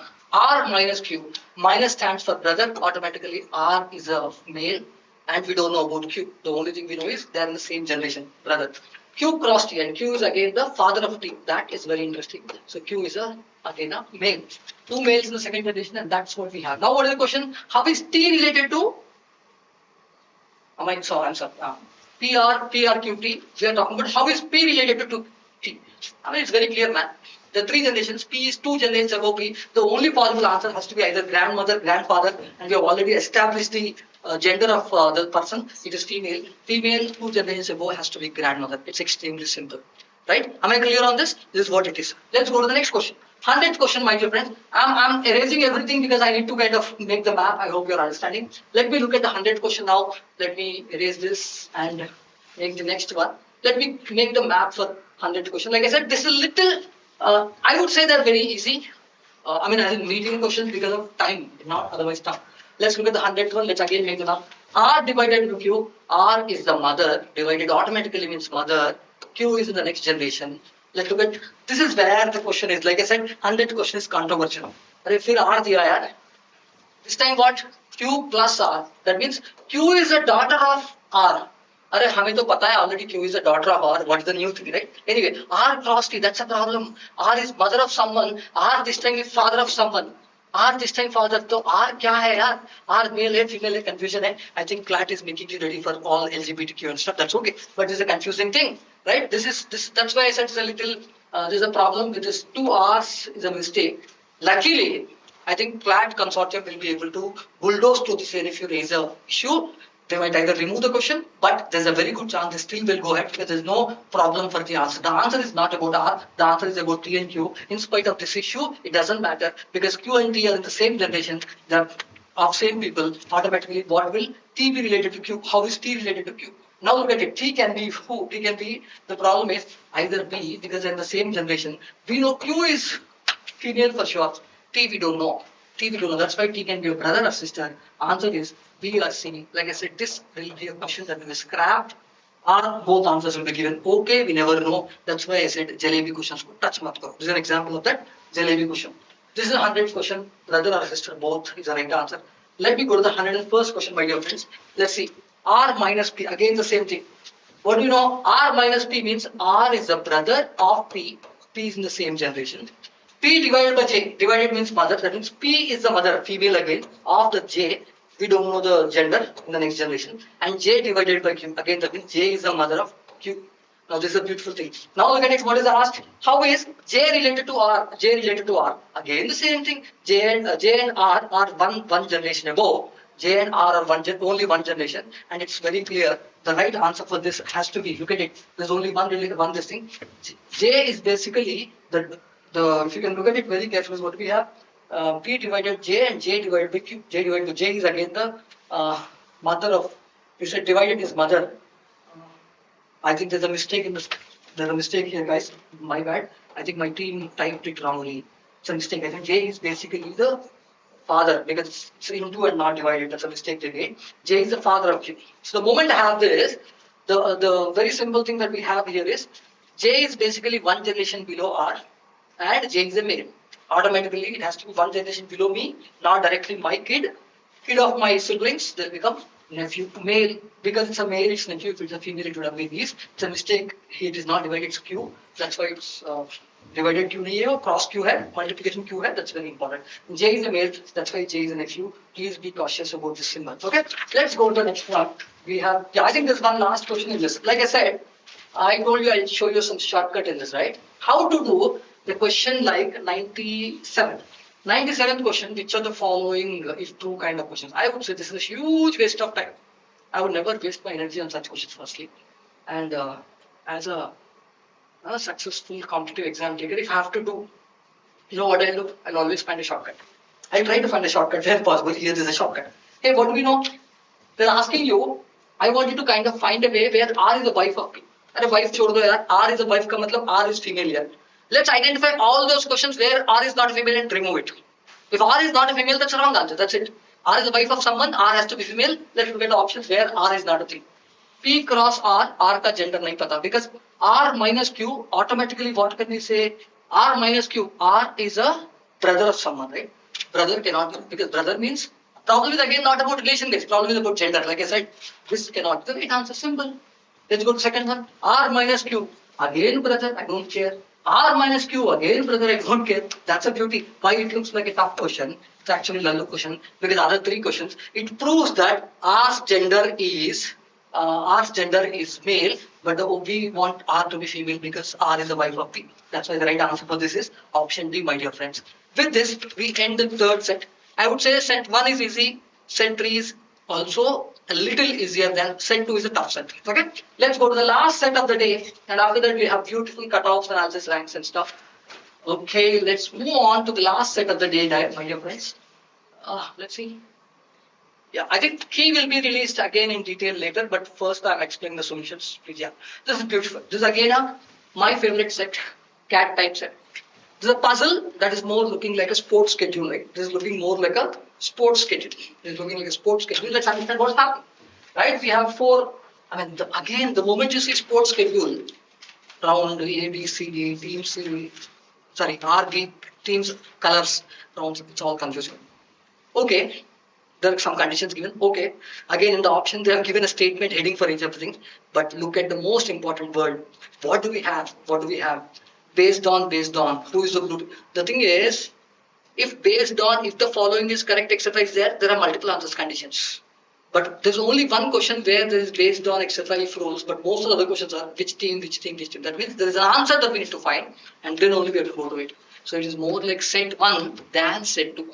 While it is a puzzle like set 2, it is not like set 2. It is more like set 1 because there's a standard answer. It's not like set 2 because every condition के हिसाब से answer नहीं है except that one question or two, 103 or 102. Let's understand this. What do we have? We basically for this that's why what I suggest doing, my dear friends, is let's do this thing very simply in this manner. What I'll do is I'll put the framework first. Like I told you, whenever I have a QT or these things, I always suggested you do one simple thing. Apply the rules. Get the data, put in a structure, get one single answer, and then go and tuck answers. That's a much more easier than anything else. For example, in this, what do we know for sure? We basically have, my dear friends, what do we have in this? We have 5 rules given. To confuse you, it doesn't matter. Let's not worry about the 5 rules. But most important thing we have is there are 4 matches or 4 rounds. They are naming the rounds as A, B, C. This is what I said. The format that is very important. Because they said no rough work, it has to be done with rough work. You have to fight with them. Okay, there are 2 teams. Each round will have only 2 teams. 4 teams, 4 matches. Each team can only play 2 times. Each match can have only 2 teams. It's very clear. You have to have red, yellow, green, blue. Has to come 2 times in this. Let's fill the thing and that's done. That's a game. Let's look at which of the rules gives you the easiest clue. All confusing clues are there. Let's start with the clue that gives us the easiest. Second clue, I would first like rule 2. It's very clear that yellow must play in round 2. Yellow must, that means I can definitely put Y in round 2. That's first hint for us. Okay. Let's see, is there any other hint that can help me? Too much of confusion is there, but there's one beautiful hint. Look at B, right? The rule number 4, guys. Blue team's first match must occur in an earlier round than green team. That's a beautiful hint. Let's understand why. Because the before thing, that means green to 2 automatically खेलता है. Green can be 1, 2, 2, 3, 3, 4. It can be any of them. It doesn't matter, guys. But the problem is blue has to be 1 above. So blue has to be definitely. If it's 1, 2, blue cannot be the first. If it is again, 3, 4. So we have to look at blue has to be definitely before green. But blue का देखते हैं क्या है? There's one beautiful hint in rule number 3, guys. Is where you have to be a little careful. Red must play against blue in a round. That is immediately before the round in That means automatically for R and B, there's one round, one match, and that match has definitely to be the first match of blue and red because it's very clear it has to be before other matches. That's very clear. Neither R or B are playing after that. That means inka first match. And at the moment I know that, automatically I get the hint that blue ka first match should be before green's match. Green has two matches. That means blue has to be obviously before two matches. It only can be first and second. R versus B match जो है, that can be definitely that has to be before green. Green has to consecutive matches.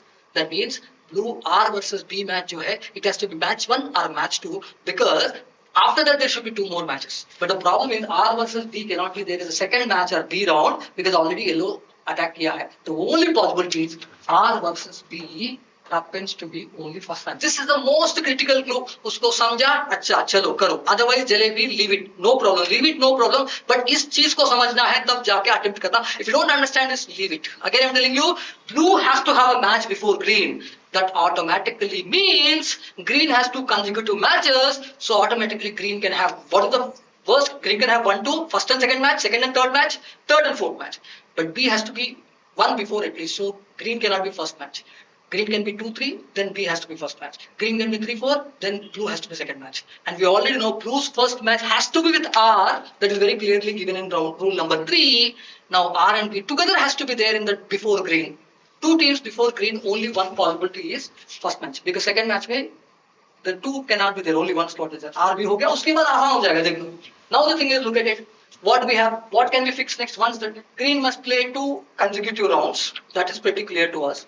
That's all okay. And last rule, look at it. It is worded very, confusingly, but it's, see, the team that plays against red, in the round that it's not, मतलब red जो blue के साथ खेलता है, और red दूसरा जो, the other match that red is playing, that's what they say. That team has to play in the round D, in the round D. That's what it's saying, na? That is what it's saying. इसका automatic मतलब क्या है? R has to be either in the second or third match, but the problem is it has to play with R. R का एक match already हो गया, R का second match है, and that match has to be only in round 4. Automatically we know the last match has to be R. Now automatically know that where can G come? G cannot come in 3 and let's look at it. What is this? R का क्या होगा? Do we have any other hint there? Let's look at it. Which is the match? Round that is not against B. It is the same team that plays in round A. Round D में R होगा and the team that is there. Let's look at what else we have. Do we have any other data that we have? Let's look at it. To fill, do we have anything, right? First match. Do we have yellow team must play in round B, green team must play in 2 matches. ये सब हो गया. Now the 2 consecutive matches कहाँ हो सकता है? 2 and 3 हो सकता है, 3 and 4 हो सकता है. Now the look of this, it's very clear to us. It's the same team that plays in T. That means R के साथ जो team है, if it cannot be green. Why? Because if it is green, it has to be the same team that's playing in round 4. It's very clear. यहाँ पे हम लोग बोलेंगे yellow जो टीम है यहाँ आएगा, ऑटोमेटिकली ग्रीन जो है यहाँ आएगा. 2 and because consecutive बोला है, the only option left is D. This is what it will be simple and straight. ये थोड़ा जलेबी है मैं मानता हूँ, but the moment you get this R and B right, it will become easy. Now you can go. Once you please fill this, after this the game is very simple. Let's look at 102. Rules 1 and 2, which are the following? If you are only assuming rules 1 and 2, frankly you can say anything is right answer. That's a mistake with that. This again will be contested. But overall framework, once you put it together, you know for sure green team schedule has to be option B, second and third match, second and third round, option B and C. Let's go ahead to the next one. Right? Let's look at the next one. What do we have in the next one? Let's see. 102 हो गया, 103 का देखते हैं. 103 हो गया. Which match must be scheduled for round A? Again, we already discussed. Red versus blue has to be in the. Right. Just give me a second with the order. Yes. Sorry. 103. Red versus blue has to be the first match because we discussed already. There's no way red versus blue can happen in any other match, right? 104 जो है, identify the blue team's first opponent. But this is one question where you need not even solve because blue team has played one match with red is clear and that is their first match. Automatically we know the right answer. Option B, red. I think there's an order different. Option B, red is the right answer. Let's go to the next one, my dear friends. I think let's go to the last 105 हो गया अभी. Let's go to the next one. 105 के बाद. Yeah, 105. Let's look at it. Find the match in round C. Round C we already discussed. It has to be green versus blue. Option B, green versus blue.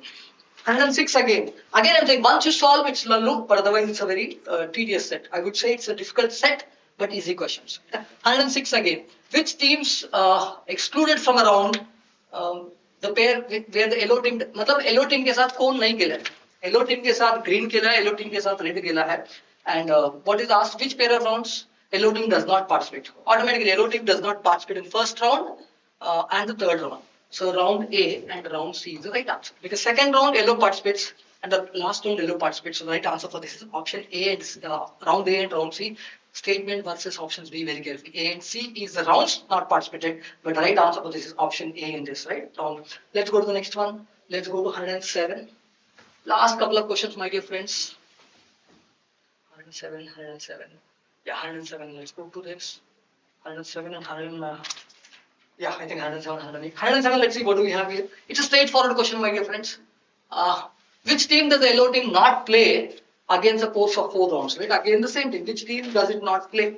It's pretty clear to us. Yellow team plays with red and green. The team that it does not play with is blue. That's very clear. So 107. Right answer for this is B. And the last question in this set, in this area called LR, which is actually AR, which tried giving critical reasoning in disguise, strengthening, weakening, false, true, with the legal lexicon in between. Let's end this. This is the star of this exam, or the villain of this exam, or star villain of the exam. This is, I think, 108. Let's do the last question of today in this set, 108, which is, they're asking you, if match round D, last round had to be a problem, only round D has to be changed, which should be violated. It's very clear that all other rules can still be in place. The only rule that has to be violated for D, opponent link, because opponent link is very clearly made. That's why the right answer for this is D, guys. Because in the box I made, other 3 rules can still be there, but the 4th match can change. But the only way 4th match is fixed is because of the opponent link, rule 5, which is rule 5. Red team के साथ second match जो खेलता है वो last round में खेलता है. That's the thing. That's a hint for you. That's why option D. So with this, I end the LR section. I think it has been a long time. I think give us 10 minutes time. I think we'll be back. I think next session will be most exciting for all of you. We have given the key. We have released the solutions. I hope you are evaluating. Please evaluate yourself now. I'll give you 10 minutes time. Please evaluate your scores.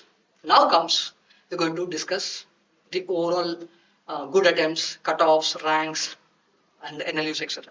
Those 10 minutes. We'll be back in next 10-15 minutes. Thank you.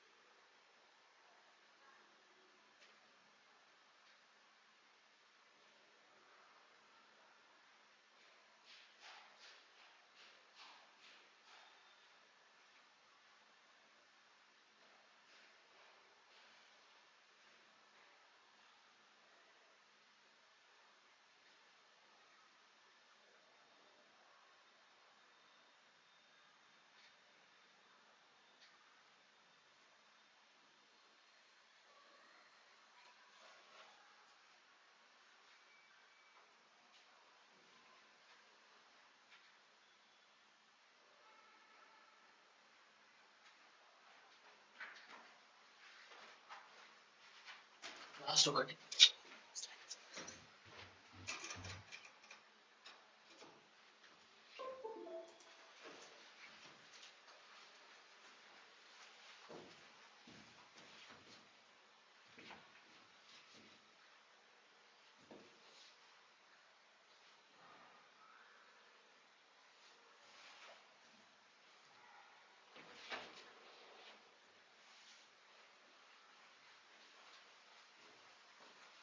चलो.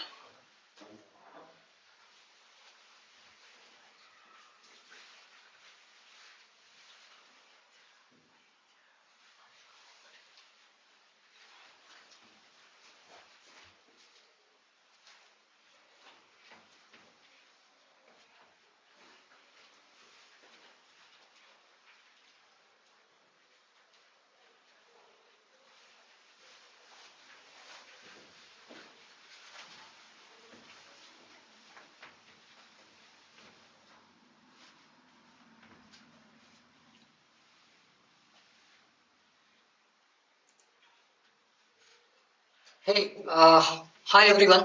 After a long day for you taking the exam with surprises and some of these things, and for us also, it's been a very interesting day. I think we've come finally to the fag end of the day, but I hope I have some cheer for the students. Yeah, I think after having such a long day, such a strainful day, right. Because this is something that I take very steadfast. I put a lot of effort, as you know, Chandan. Right. So. I think I'm happy the way it has turned out. And like I was just discussing with you just before we entered. And we are super happy with the analysis we made this year. Last time we came very close. This time I think we'll be on the bullseye. So let's discuss about the cutoffs and ranks and stuff. Hope all of you are ready for that. Let's go ahead. So we first quickly take you through what your teachers have already told you, what your faculty have already told you. Each section, what is the overall, type, the passages, the level of overall readability of the passage. But most important thing for you to keep in mind is the questions. Level of difficulty of the questions is the most important thing. According to your teachers have come with how many easy, medium, difficult questions are there. In that section, in English, we think 14 easy questions are there. There's only one difficult question, 9 of them are medium. Overall, we believe 20 plus attempts are going to be made. It should be good attempts. When we say good attempts, we generally talk about for someone who is targeting the top 3 NLUs, right? Correct. We're trying to talk about top 3 NLUs, that means the top 300, top 250, 300 rank. 300 ranks. After with that thing said. Let's go ahead. For current affairs, I think this is one section. Generally, when people come out every year, the one section they're most unhappy is with current affairs. Because they always feel how much effort they put they did not get it. This time, I'm myself, I teach current affairs and maybe not in the last 1-2 seasons, but I'm a current affairs teacher. So I felt good when Divyansh told me that this time current affairs is very laddu paper. Right. And whereas AR has taken the space as the most hated section for this year. Correct. Right. So anyway, so 28 questions. I think your faculty have analyzed it as 12 as easy, 9 as medium, 7 as difficult. But overall, still they believe GK is that kind of set where we need to attempt 26 plus for us to still be in the hunt for the top 3 NMs. Okay. Right. Let's look at this. And by the way, my favorite chess has come. I think students know, ALPNs, premium club students, Gandal students know that I have at least used chess around 2-3 times during the year that has come. Even on the D-Day, next class day also I've used that. Okay, let's go ahead. Third section, legal reasoning. I think Chandan sir section itself, I think overall he believes this is an easy section. Legal knowledge was the only thing, but even that was easy overall. I think 23 easy questions. Only 3 difficult questions. Overall, I think 28 plus attempts. You should have attempted 28, 29, 30. That's nothing less than that if you have to. Top 8. Then logical reasoning, the section I did. I think I took long time to explain also. The reason I wanted to do that was I did not want to just give the key and leave it. I hope I've solved 99% of their happiness. Because after I solved, you would have got a sense of why the section was difficult and this thing. 2 of the sets were easy according to me, and 2 of the sets were difficult. And if you see, later sections there was more MMD. Only first section was all easy. Overall, there were only 6 easy questions, there were 16 medium questions, 4 difficult questions. And that's why I would say in this section, if you have attempted 20, that's more than enough. That means you could have left up one entire set. That level of thing it is. And this again is for only top 3 members. Yes. Right? Let's look at math. Math quant this time your faculty feel it's a straightforward section. Only thing is lumbar calculation, but it's someone who's a little happy with the calculations. Quick and more. Sometimes it's not even about patience. Thoda sabar, I think that's why your faculty have said you should attempt 10 plus easily. That's the overall thing. Right. So in summary, let's come to the main thing, right? The summary is, we believe as our Abhyaas Law Prep team this time, I think you should have attempted 104, which last year was around 109, 110, right? For the top 3. That means that itself should give you a hint that this year's paper is a tad bit because of surprise, because of change, whatever it is, it's 4 or 5 questions lesser than last year to be attempted to get into this. That should give you the first hint. Cutoff is going down a little. Let me go to my next thing. Now, so far we discussed, I think so far we discussed about the section wise group scores and stuff, but this is probably your all section you're all waiting for.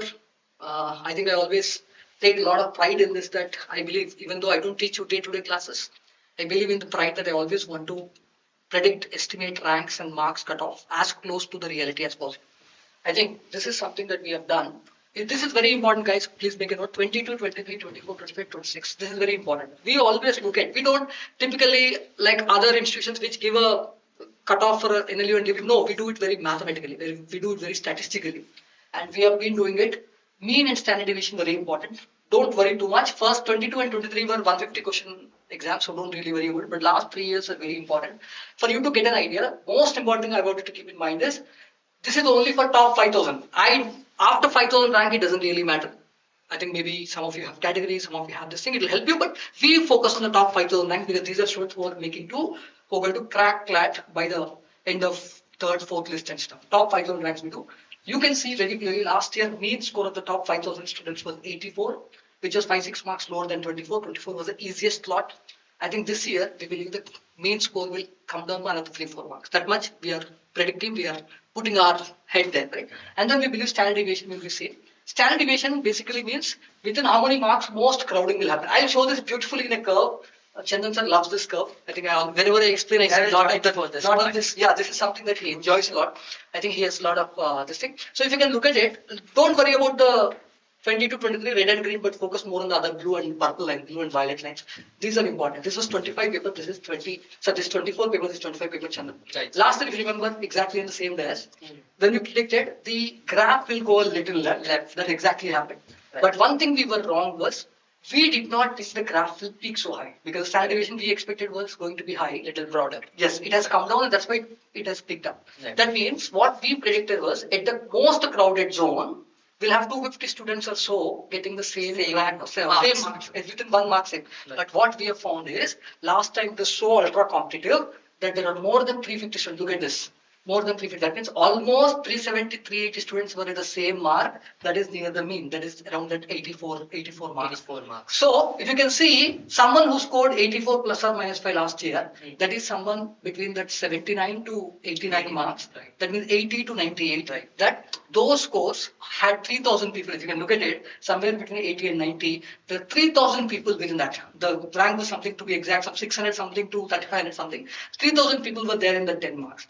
What we are saying this time, I don't know, can we make a mark? Can you help me with get a pen? Is there a pen that's possible? Just a second. Yeah, that's okay. You can just give me a, take a little time, that's okay. This is important, we want to, yeah. Take time, it's important, yes.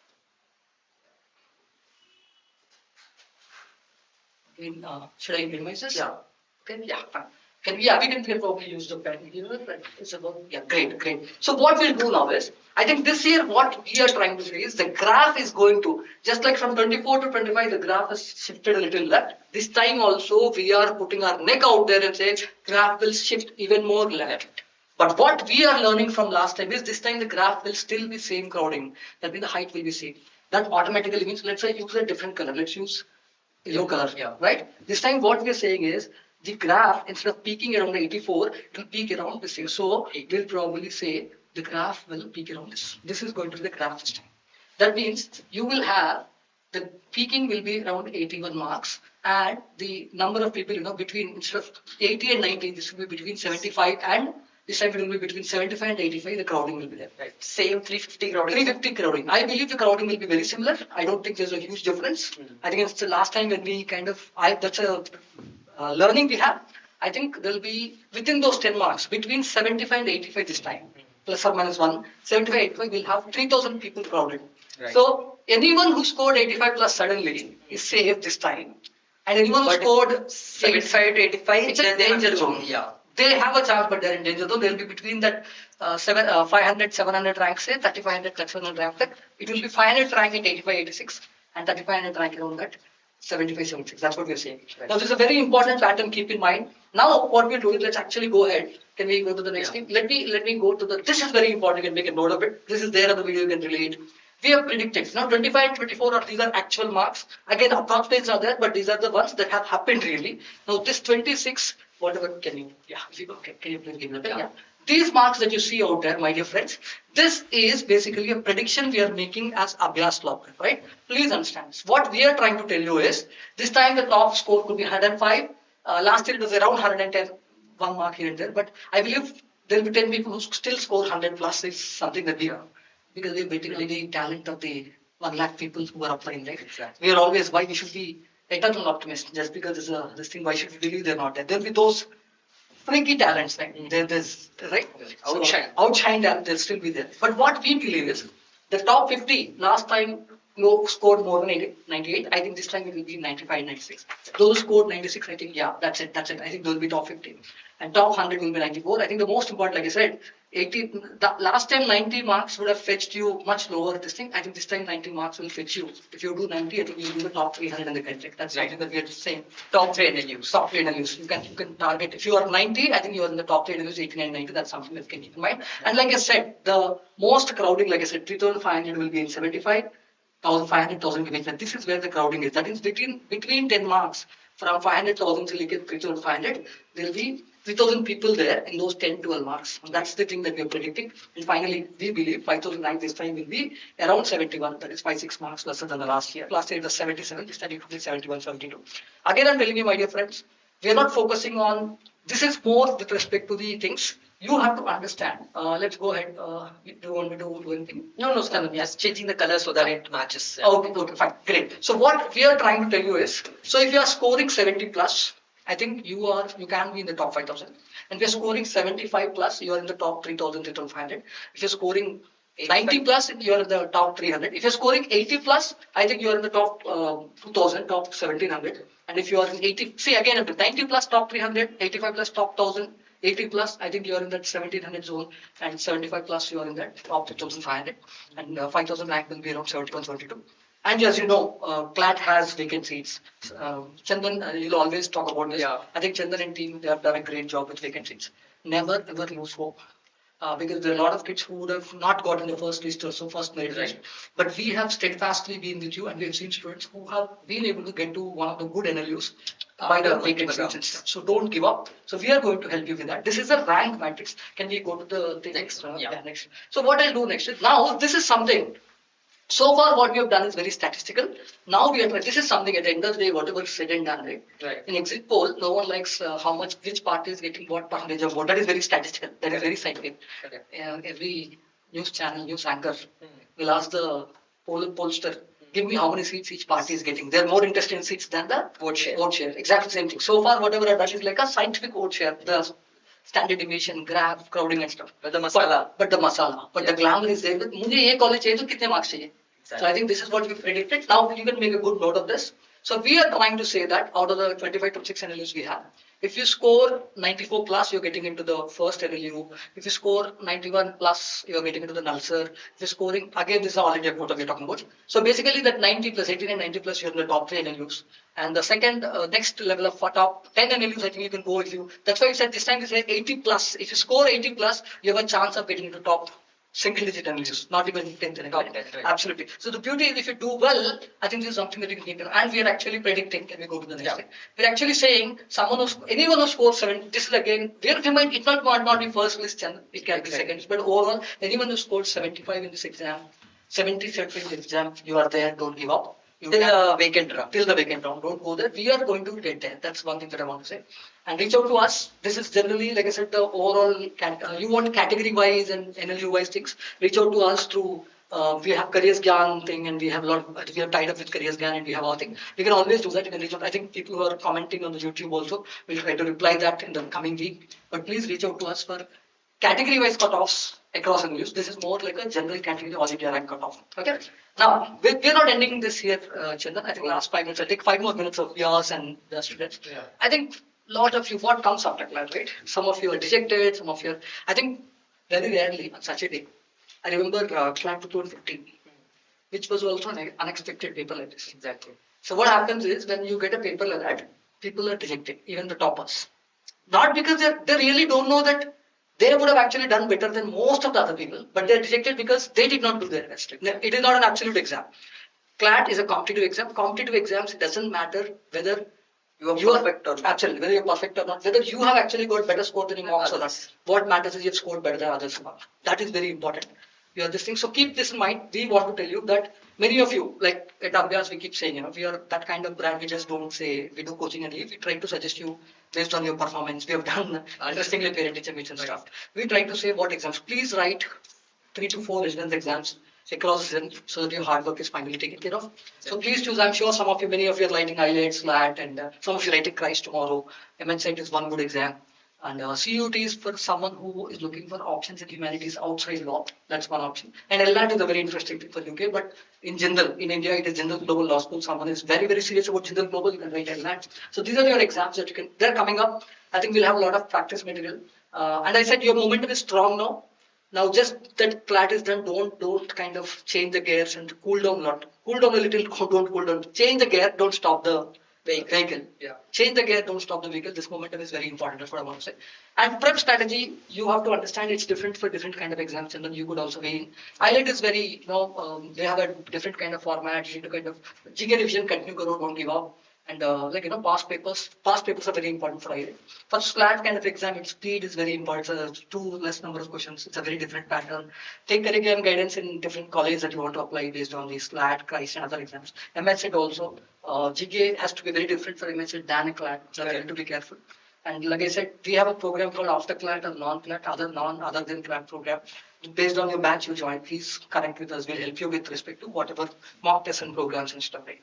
Now, let me tell you this is one question that people ask me anyway, so I thought, this need not be answered to them. A lot of students come to me and ask, so should I repeat Clat? I'm telling you, let us actually answer this in May after everything is done. But still, if you have to give me, you should repeat Clat only if you are in the first 4 reasons and not the bottom reasons. For example, your dream college is definitely top 3, NLSU, and NLU Delhi, not even Kolkata. Please understand. Otherwise, there's no use really repeating. If you've got a top 10 NLU, top 15 NLU. Year for just one NLU in same time. Yes. I've got a 10th ranked NLU, I want to get an 8th ranked NLU. I've got a 12th ranked NLU, I want to get it top. It doesn't make a difference. It makes real difference only if you want to get into an LSU, Nausar, etc. That's when you might want to repeat. That's one thing. And second, you're sure that you can put in 8-10 months of effort diligently. Don't go there assuming I've done everything, I'll do the last 2 months, doesn't work. Right. And most importantly, if you have already scored in your mocks close to top NLUs, now I've scored less, I'm actually scoring at a lower NLU band, but suddenly I'll score more, doesn't happen. You need to keep that in mind. Right? And again, most importantly, you believe you performed below your potential because of health issue, because of something, not because of surprise section and stuff. That is not going to be a reason. Right? And then you should not repeat, like I said, you prefer a good law school. There are a lot of good law schools available in private also. Some of you like General and other places, law schools. Go with that. Don't waste your time. And if fundamentals are generally weak and they require long-term tweaking, it's not a good time to do it. You have good options in other exams. Go for it. Don't waste your. I'll tell you at the end of the day. In fact, I'm going to say that in the next thing. Right? Let's see. This is just one chapter. Please understand. Today, what you've done is great. What you have done is very important. But do understand. This is not real. What you do after Clat often matters more than Clat itself. What I mean, whether you're successful or you have not done well also.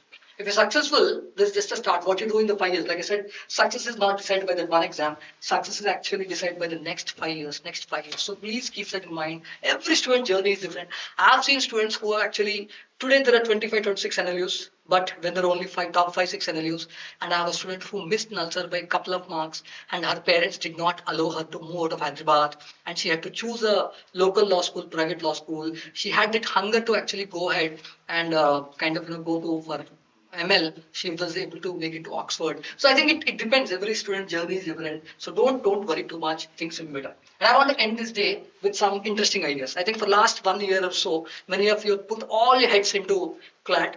So it's time. Like I said, don't switch off the vehicle, but change the gear. What I suggest you do is, I'm going to leave you with few books that you can read, few movies you can watch, few sitcoms you can have fun. I'm sure some of them you have read, some of them you have watched, but otherwise it's a good list. You can make a good note of it. One of my favorite books is here. I think The Difficulty of Being Good is Gurcharan Das' book. 12 Rules for Life by Jordan Peterson. The Art of Thinking Clearly. This is my favorite book, Rolf Delhi. To Kill a Mockingbird is a classic book by Harper Lee. And Argumentative Indian by Amartya Sen is a must read. So these are some books I'm suggesting you guys. The other thing that I'm saying is, I'm also trying to tell you guys about the movies right now. My favorite movie is 12 Angry Men. It has been made in Hindi also. And I think the Social Network is a great movie about Facebook and stuff. Erin Brockovich is a very beautiful movie. This is one movie I have myself not watched out of the four. But The Founder is again a beautiful movie about McDonald's and the franchise, etc. Please watch them. This is a great time to unwind and watch this kind of stuff. And lastly, the sitcoms. The famous, I'm sure many of you would have already known Suits. Suits is the most famous legal series out there for fun. But don't take Suits ever as a reality because there's a lot of non-facts there. Boston Legal is a great series.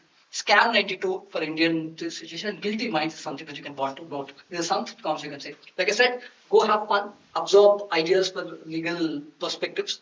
Do it there and don't worry too much. Like I said, so this is where we end the day. The kind of from Abhyaas Law Prep team, Naresh and Chandan sir signing off. So we wish you the very best. We look forward to see you. And this is not the end. This is just the beginning. We are all there. I think. Like I said, this is a long day for you. This is a long day for us. We enjoyed doing this, and I'm telling you once again, guys. I want to tell you, many of you who are feeling emasculated, emaciated, you feel low because of AR. Trust me, just wait for 1 week. You will feel high. The moment you know that everyone has scored low and stuff, it's absolutely okay. Remember, the cutoffs are going to come down a little. All the very best. Share this with people and reach out to us. We are there to get you. Thank you. Thank you so much.